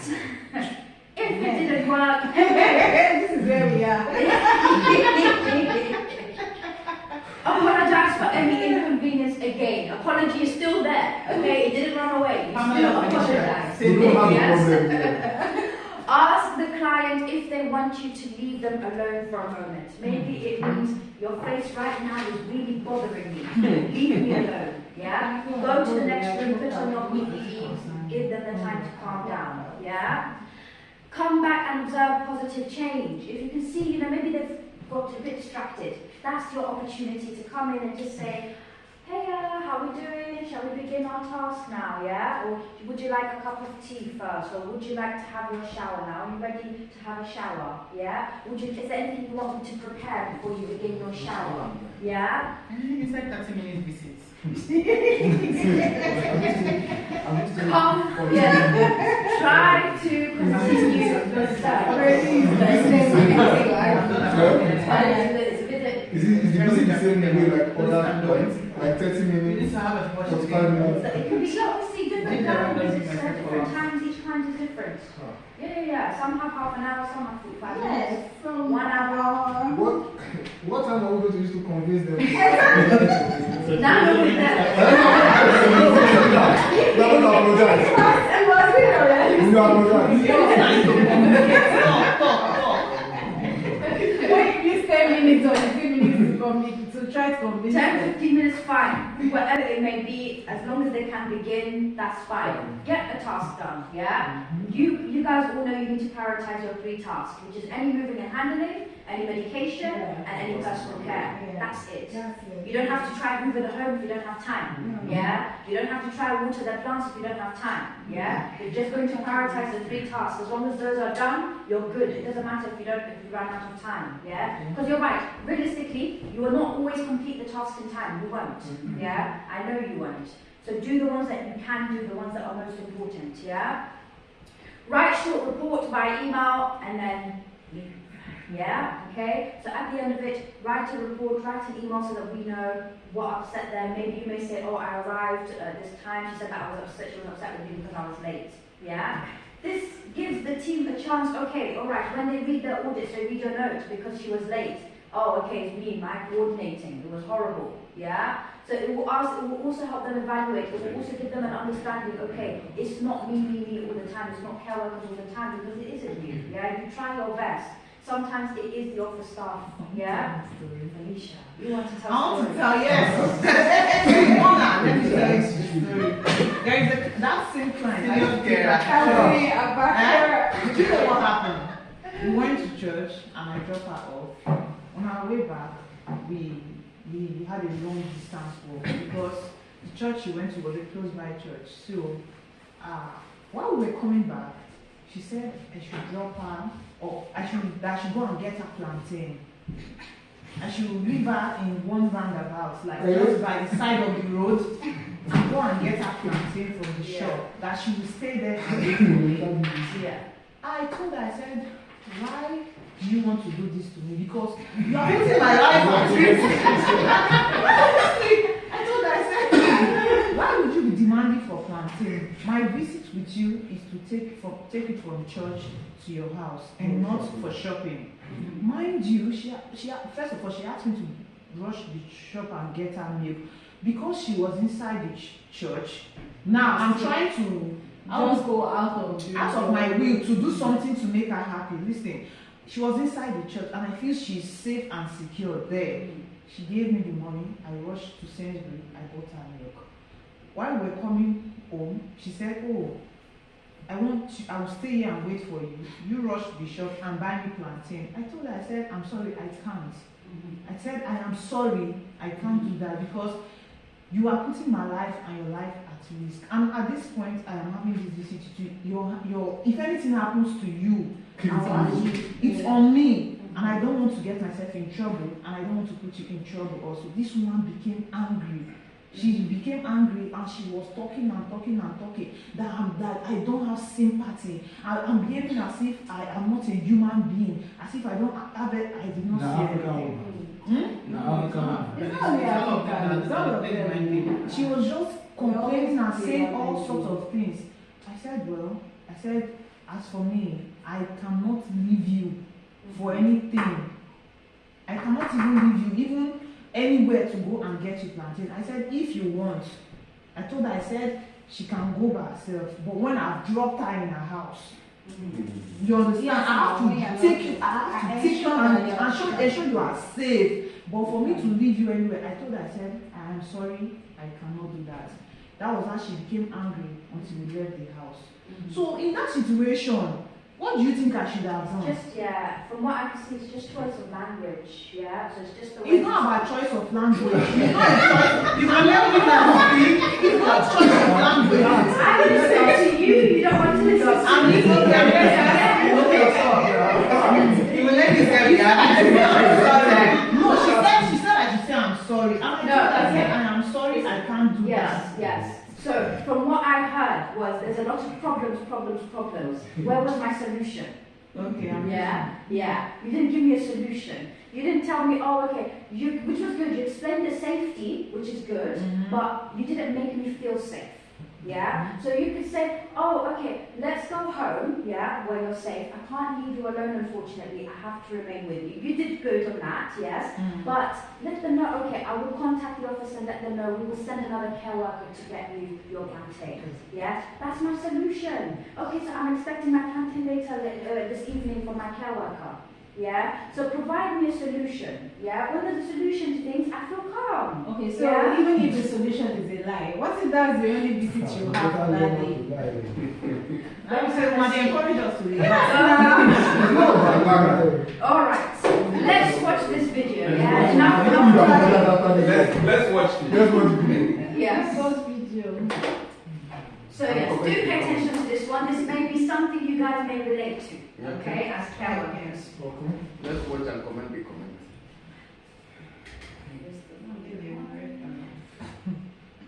Will Karen, I've got to change the shades. Karen, I don't know. Oh, of course you do, Mary. I see myself yesterday. Now, this is my bedroom. If Mummy finds out you've been here, she'll get extremely cross. I won't be long, I promise.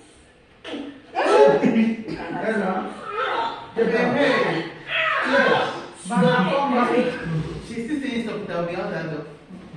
So did you see what happened there? Yes. But do you know why she did that? Because the Kiara didn't listen to us. She didn't listen. She didn't listen. She decided on her head. She has right to.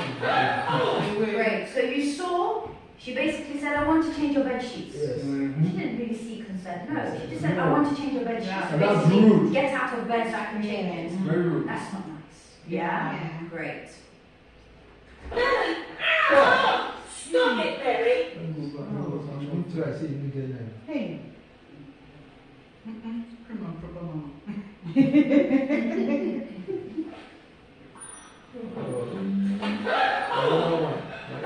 Hey, what's happened to you?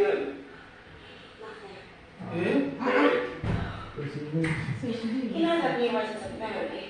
She got really aggressive. She hit me, pushed me to the floor and threw something at me. You what? Reporting to children.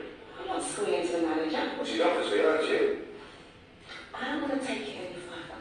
She can't help it. She doesn't know what she's doing. Look at you. You won't shake her up. She's only been here 3 days. It's probably all a bit overwhelming. That's just an excuse. I've got a supervision session tomorrow. I'm going to mention it. Kerry, reporting to the manager now. But why? Because she been attacked.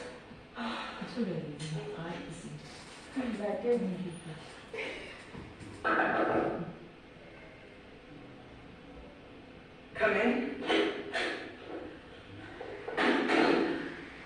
Hi. Barney said I should come and take it back. That's what I said. What happened there? It's not. The care. The carer, what's why? Something is wrong with that. Issues. She doesn't know how to She talk. lacks good She lacks manner. serious. Serious. She lacks manner. Alright, let's see. When I need to look at this guy too.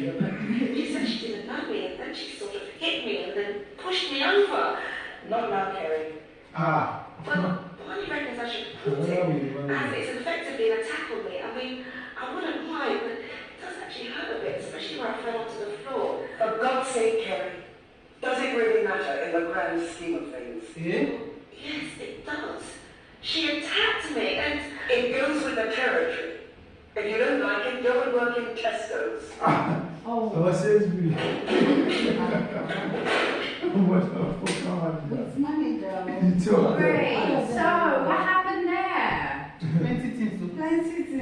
manager. I think her presentation was bad. Yeah? How would you feel if the manager spoke to you like that? Very bad. Very bad. I'm not going to report anything again. No, I don't know the manager. If I report the manager, You're right. You're I'm right. going to say something. Why do you think the manager spoke to her like that? They are No, I don't think it's just. I don't think it's about her approach. The manager is probably having a bad day, but don't take it out on me. But yes, that's why you're a leader, anyways. It's only in recent years that serious attention has been given to the problem of social care staff being the victims of violence and aggression from service users. As you've just seen, the attitude for a long time towards such behaviour was, it's part of the job. Nowadays, it's very clear that violence in any form, physical or emotional, towards staff is not acceptable. The aim of this video is to consider how care staff can work with service users who may present as being aggressive and violent, and how to manage challenging behaviour. One of the main objectives is to help you anticipate how you may react if you find yourself in potentially violent situations. Attention will be given to the following. What is challenging behaviour? Who can present challenging behaviour? Predicting behaviour. Undertaking proper risk assessments. How to respond appropriately. Most people tend to think of physical attacks when the word violence is used, but in fact, it has been defined in much broader terms over the years. Any incident in which a person is abused, threatened, or assaulted in circumstances relating to their work. Behaviour which produces damaging or hurtful effects, physically or emotionally, on other people. Any incident where staff are abused, threatened, or assaulted in circumstances related to their work, involving an explicit or implicit challenge to their safety, well-being, or health. Between July and December 1999, Community Care magazine ran the campaign No Fear, which aimed to raise awareness about the levels of violence towards social care staff. As a result of that campaign, the government set up the National Task Force on Violence, which promotes zero tolerance. The aim is to stop violence against staff working in social care and the NHS. However, dealing with violence and aggression, or what might be defined as challenging behaviour in the workplace, is a complex issue. It also raises many emotional as well as practical dilemmas for care workers. I don't want to take it any further. She can't help it. She doesn't know what she's doing.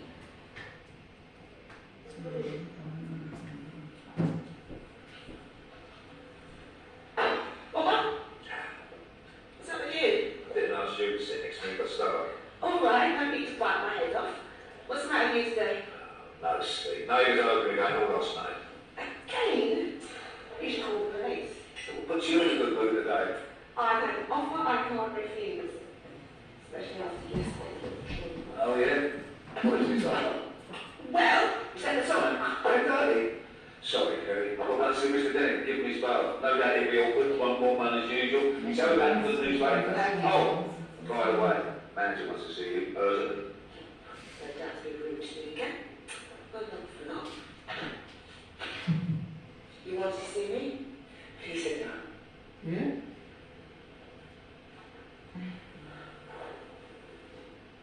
I would like to apologize unreservedly for the way I spoke to you yesterday. 3 years ago yesterday, my husband was killed in a car accident. I'm so sorry. I didn't know. There's no reason why you should know. I just thought you were being difficult. Oh, sorry. No, I'm sorry. I was totally unprofessional. I don't usually work on that date because I know I'm going to be upset. But with 2 staff off sick, I had no option. Anyway, you were quite right to tell me what happened with Mary. So, what happens now? You'll need to fill out an incident report immediately. And I haven't asked you if you want to inform the police. No, but I would like to know what's up with Mary. Her family told us that she'd always been a kind and shy woman until she developed Alzheimer's disease. In recent years, she started shouting and swearing at people, and frequently talks in an uninhibited way. Poor woman. As you can imagine, her family were distraught. We have a supervision session booked in for 2. Why don't we continue with this discussion then? Fine. And thank you again for being so understanding. I really am very sorry. That's okay. I'll see you at 2. You see how she apologized? Yeah. So it wasn't just I'm sorry. She also said no, it's not you. You were wrong. I was the one that was wrong. Yeah. I shouldn't have treated you that way. It wasn't acceptable. Yeah. So you can see a conversation between two can, make the relationship better. It can resolve problems. You get an understanding of both people, why they went through this or why they did that or said that, so they can get a better understanding of each other, yeah? So communication, they do say it's key, it really is key. Communication, when you communicate with 2 people, with each other, you're able to basically build a better relationship, yeah? Excuse me. Yes, please. At the start of that film, can we see a repeat? Not really or not exact incident, but how that lady reacted again. This lady and the manager has apologized. If that other lady can either apologize, or the client can apologize, or things like that. Yeah. Is it possible we look at it again? Yeah, no worries. Do you want to finish this first and then after that I'll go? Yeah. But why don't you want? Are you worried about your hearing? I'm still scared of hanging about. Don't be so stupid. Yeah? What do you call me stupid? You've got to be washed and clean. Where's the judge here? Go away! Go away!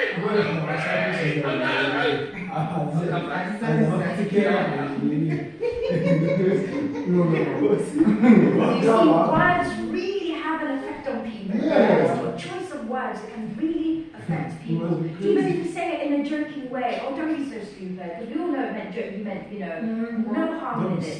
But that word made him feel like, why is this person calling me stupid? Yeah? Yeah.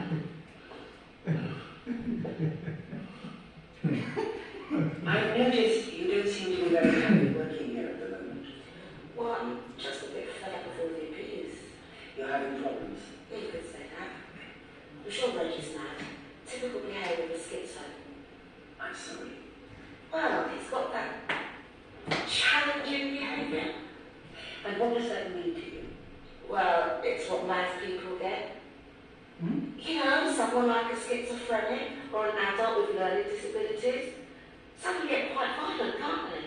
Look at Reg, all confused and aggressive. Confusion can be caused by many medical conditions, or there could be other reasons. If someone is confused, it's not necessarily dementia. We must always get a proper diagnosis, never jump to conclusions. Sorry. Reggie's daughter Anne is coming in tomorrow morning at 10 for a talk. I'd like you to be in at the meeting. Okay. I'll get some more literature together for you on the subjects we discussed today. But what if a situation like yesterday with Mary happens again? What can I do? Do you remember on your induction course, there were sessions about the health and safety of staff and how to remain calm in difficult situations?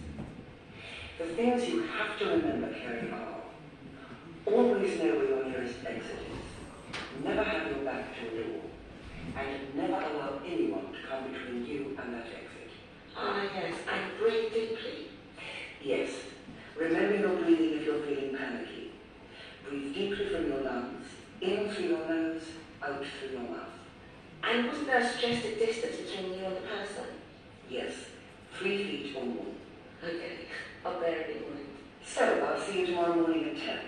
Okay. Sorry if I frightened you earlier. I don't mean to be scared. It's just that things remind me. Things? Things people say, things they do. Like what? Like being crowded and shoved around. It's not nice. It's like it was before. What does it remind you? You know that many years ago I was in a place. We know. When I was there, I just tried to get better. But all the time, people kept saying bad things about me. And people would hurt me. Hurt you?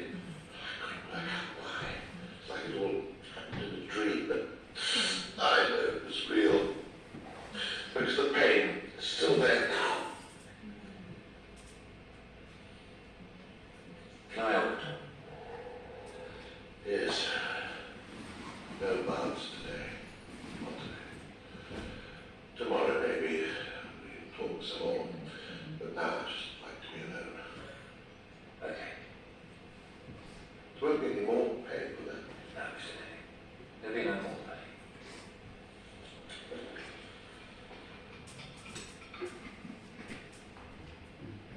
The use of the term challenging behaviour has increased in recent years, and there is the possibility that care workers can label service users in this way before understanding why the person is behaving in a certain way. Care staff can be overly concerned with dealing and managing the behaviour without taking time to find out what is causing the person to act in this way. It's imperative to gather as much information as possible about a service user's past history and behaviour, as well as the current situation. We all behave differently depending on what mood we're in, and our moods will be affected by what has happened to us previously. All right, no need to bite my head off. What's the matter with you today? No sleep. No, you go over again all last night. Again? You should call the police. But you're in a good mood today. I've had an offer I can't refuse. Both major and minor things which happen in our lives can affect the way we behave, but other people might not know what has happened to us unless we tell them. People are often quick to make judgments, whereas when we get all the information, a situation may seem very different. 3 years ago yesterday, my husband was killed in a car accident. I'm so sorry. I didn't know. There's no reason why you should know. I just thought you'd be difficult. Oh, sorry. As well as labelling service users, care workers can also stereotype. So when we ask the question, who might present challenging behaviour, typical responses might be like Kerry's. You know, someone like a schizophrenic or an adult with learning disabilities. Some can get quite violent, can't they? Because of the way incidents can be presented in the media, inaccurate images of people could be created. For example, it's very wrong to assume that all people with mental health problems are going to pose a threat or be violent. It's important to assess service users on an individual basis, and this will be done by undertaking thorough risk assessments. Some service users will present problematic behaviour for care workers, but it's necessary for everyone who's involved with that person to do the following: gather information, assess, predict, plan methods of working and intervention. Preventative work is the key to good practice and for promoting health and safety. So, who could present challenging behaviour? The answer is anyone. However, there will be those who may be more susceptible because of certain medical conditions or disabilities, or because of past experiences, for example, from abuse or neglect, which is what we shall consider now.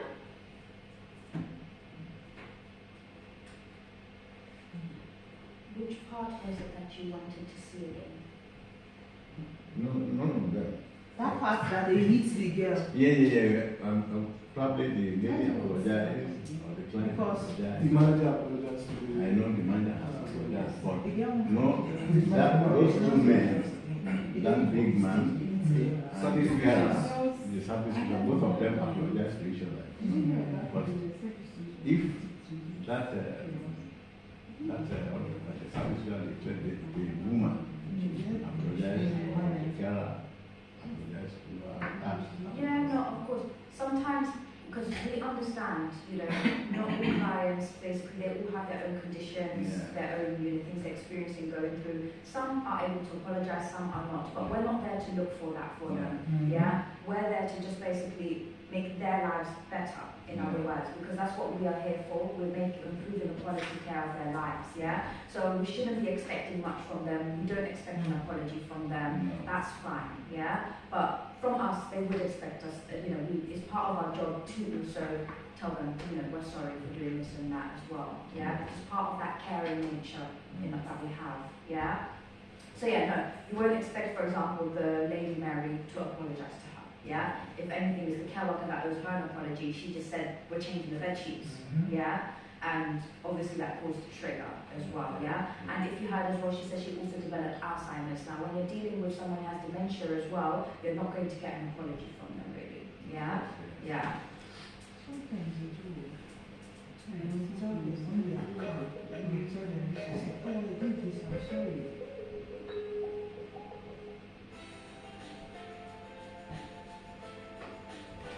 So some of the clients may have dementia, Alzheimer's. So this is how to help those who experience hallucinations. I don't know if you've noticed, maybe some of the clients, they may go through hallucinations, yeah?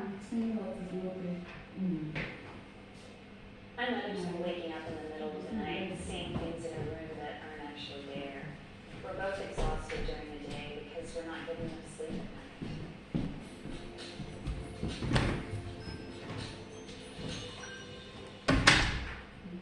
Good night, Mom.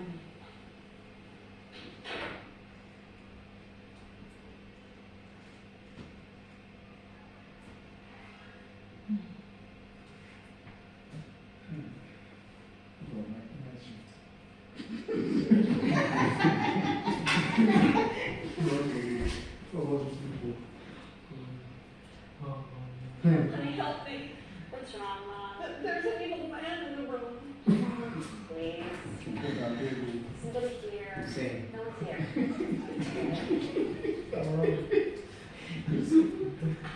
Well, there's nobody here. All right, go back to bed. Have a big day tomorrow. Come on.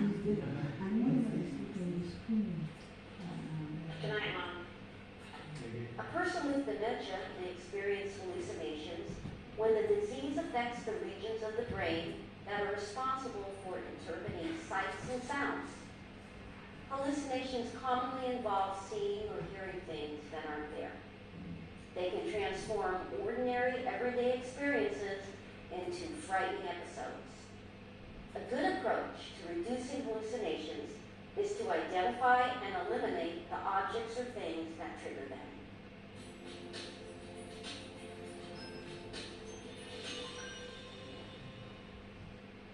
Honey, help me. What's wrong, Mom? There's an evil man in the room. Oh, really? Well, let me take care of it.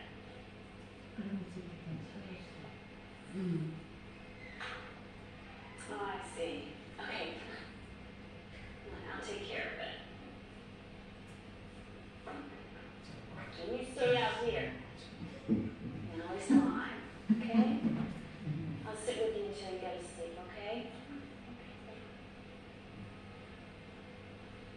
You know, Mom, I think we should keep your coat rack outside so you have a place to keep your jackets when we come in.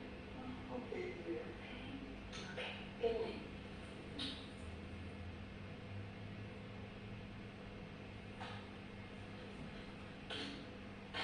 Remember, patients experiencing hallucinations are having a difficult time interpreting their surroundings. Remain calm, reassuring, and try to identify what may be triggering the hallucinations. If hallucinations persist after trying to eliminate them, be sure to discuss this with their doctor. Here are a few tips on how to reduce hallucinations.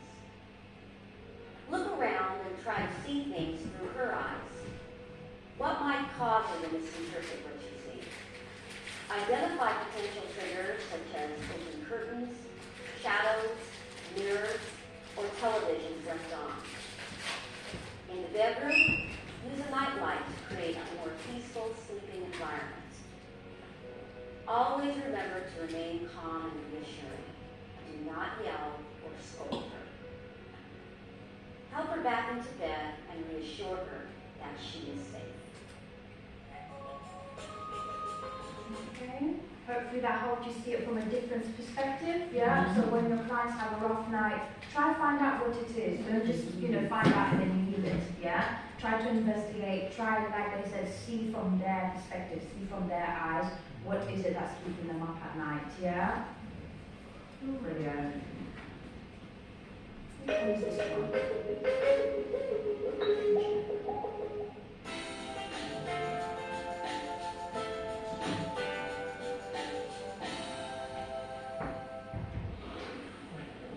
I know there's some weight.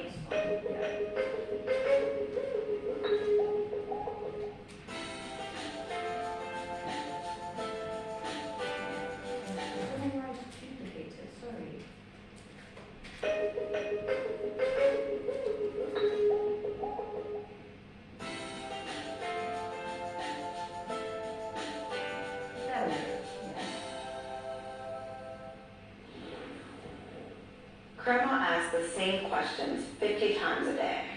What time is it? And what are we doing? I get so frustrated because even after I answer the question, she'll ask the same thing again a minute later. It's driving me crazy. What am I going on? Oh my God. o'clock. Quick and make it. Almost 5.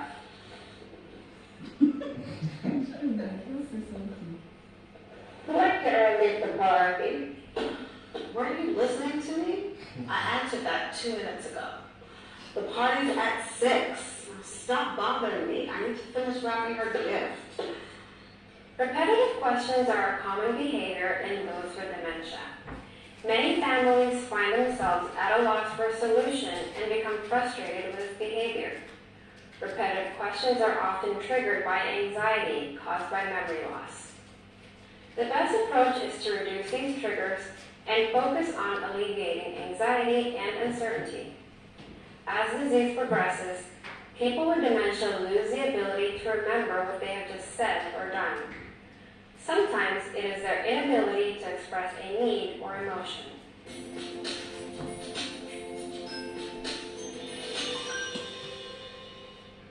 What time is the party? Let's find out together. So let's look at this afternoon's schedule. 4 o'clock was nap time. We already finished that. And 5 o'clock, which is now, we'll get dressed. And then 6 o'clock is Jane's birthday party. How about you help me sign her card? How does that sound? Okay. People with dementia are sometimes unable to verbally express their needs. It can be useful to look behind the questions to see whether the person needs some reassurance or attention. Here are some tips on how to modify repetitive questions and alleviate anxiety and frustration. Try using a tool like a dry erase board to help keep track of her daily schedule. Make sure to keep it in a place where she will see it often, such as the kitchen or living room. Use capital letters and neat writing so it's easy for her to read. It may take a while to get your loved one to check the board, but it can have a considerable effect on her level of anxiety. Avoid mentioning an upcoming event or appointment until it's time to get ready for it. Be patient. If she senses your annoyance, she might pick up on this emotion and become anxious or agitated. Be well prepared. If you need to be somewhere, get yourself ready ahead of time so that you may focus your attention on helping your loved one. Avoid visual cues that can trigger the questioning, like a birthday present or purses and keys by the door. Do not rush your loved one for appointments. Allow plenty of time for her to prepare for whatever activity is on the schedule.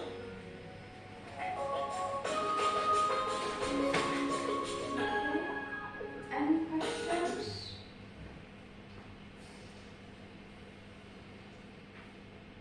I'll take that as a no. Okay.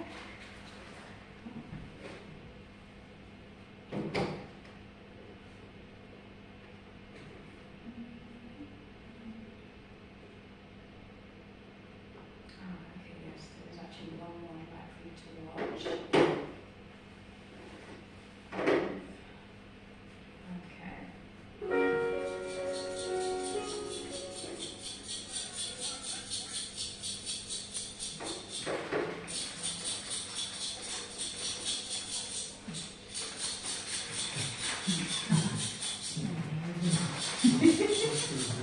Challenging behaviors, that's how it is. They're misbehaving, they have problem behaviors. We've got to do something about this. Now, I'm going to call a timeout right now, because the biggest problem we have right here is you've already identified the source of the behavior. You're pretty sure it's them and what they're doing. Timeout. You need to take a step back and realize this is much more complicated than you think. And instead of being such a strong judge and jumping to conclusions, what I want you to do is back off and reframe this. I want you to realize that they're doing the very best they can to try to communicate with you, to meet a need, to express that they aren't liking what you're doing. And unfortunately, you simply see it as not getting your way. What you don't realize is that you started this very frequently in your effort to be helpful. Let me just say to you, you weren't as helpful as you thought you were. I didn't really enjoy the help you gave me. I didn't get it. So you have a choice right now. Are you going to continue to push your agenda to try to get where you want? Or can you take that step back and go, okay, well, this isn't working. Let me rethink.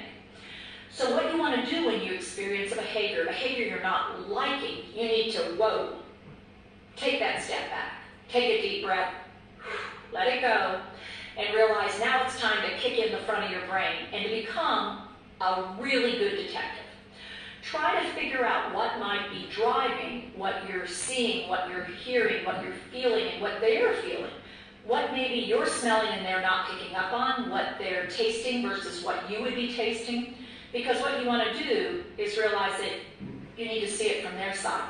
And once you see it from their side, you try to be in their shoes, figure this out. Suddenly, when you see things, hear things, experience things differently, and you make that choice, that decision to do that,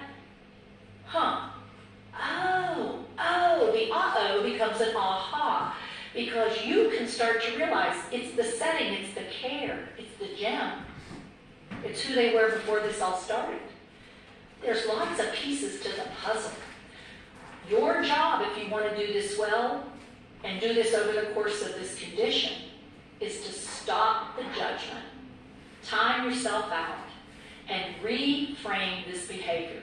Go from a challenging and frustrating, I just don't understand why she's doing this, to pausing for yourself, getting some help, maybe getting somebody else to take a look with you, because maybe you just can't see it because of who you are and how it works. But what you're going to do is take that step back, look more broadly, and at that point, make a decision. What are they trying to do? Are they communicating an unmet physical need? There's basically 5 of them you want to learn about. Or an unmet emotional need. Or are you seeing the emotional need, but you're missing the physical need? Or was it something that is happening in the environment or happened earlier today? As I said, complicated. So you need some training. You need to know what's going on and what's not going on so you can quit sitting in judgment and start using this. That's the best tool. That and your ability to bring people together to help you.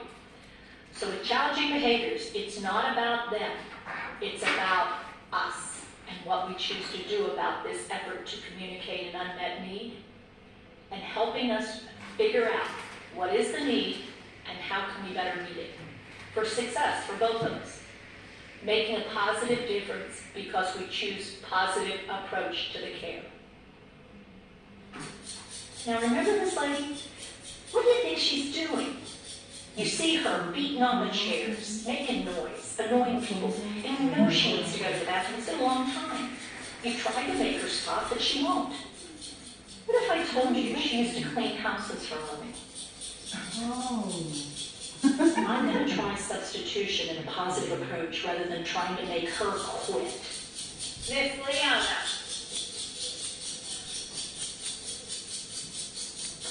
Well, hey there. Get my hand out the way. You're trying to get him clean. Here, try this. She's a busy woman. I'm going to try substitution here. I'll trade you. Not yet. Show her. Rub it with that. Can you rub it? Yeah. Here. Rub it. Get in there. Trade me. Trade me. Here you go. Take this. All right, give it. You got it. Now trade out. There you go. Ta-da. Now rub it. Now I show her, and there she goes. There we go. People are less annoying, not so much now. She's cleaning out. That's good. That's good. There we go. Tell Helen. You're doing a fantastic job. One more substitution. Nicely done, Leona. She needs to get finished with this. Boy, you are good. So we can move on. You get this one? Watch me, I'm sneaky. That's it. Good. Good. I visually eliminate the task. Whoa. Woo. That is beautiful. You did a fantastic job. Man, you're a good cleaner. Here. Thank you. All right, well, come with me and we'll sit down and take a break. I know you're ready for one, aren't you? Now, before she goes to sit down, though, we have a place to go. Girl, you worked hard. You are one of the hardest working women I've ever met. Well, Lord knows, let's go to the ladies before we sit down. Okay. Okay. We changed the challenge to success. So you can see how that was handled, yeah? So it's not necessarily about, when you find out what is that trigger, what causes them to basically behave that way, when you find out about their past, their history, what they used to do, that gives you a better understanding of them, Just picture it this way, we're all going to be there one day, yeah? We'll all be in that same place, yeah? We may be even worse than them. Because we do door-to-door care. We'll probably say, I have a client, let me go, and I go house. We will give them a hard time, yes? But there's nothing much they can do about that. What would we normally do? We would say we have to send a care worker to make sure they're with them, following them, make sure they're in good time, yeah? Because we know keeping you in that house is not going to work, yeah?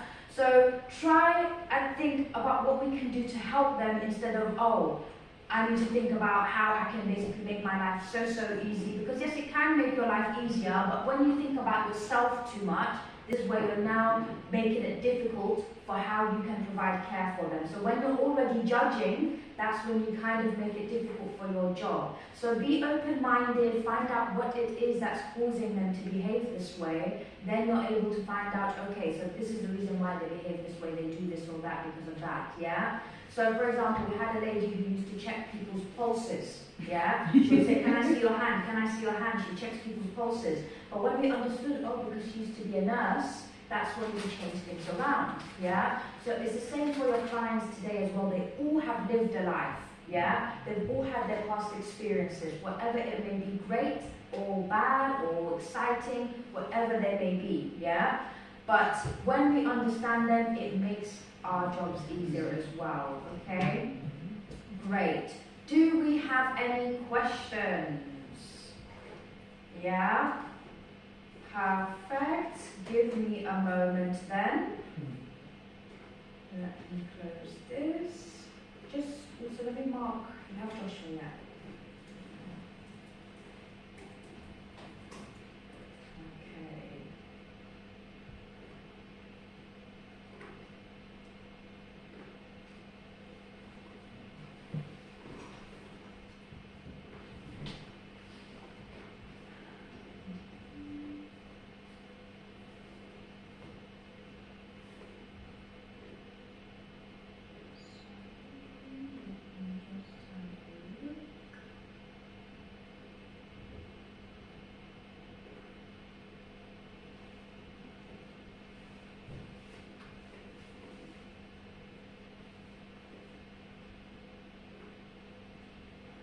Okay.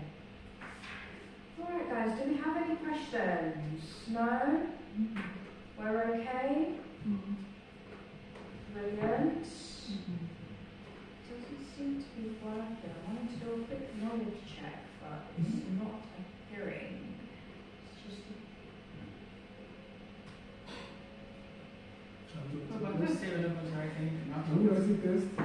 just a knowledge check. English. It's not the yes. It's not a test. It's just to make sure you guys are good. Yeah, you're good, guys. Don't worry.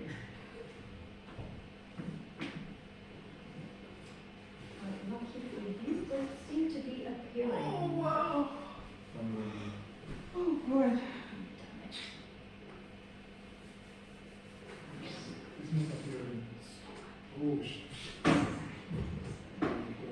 They're truly happy, I know. No, I'm just Yeah. All right then, I will leave it at that. So, yes, just before I dismiss you guys, do we have any questions then? No? Yeah? Great. I would like for you guys to fill out a quick evaluation form for me, okay? You don't have to write your name, you can keep it anonymous. It's just feedback on the trainer, okay? Pardon? I won't feel it to remind me of this. No worries, one visit is coming. There we go. Don't do it.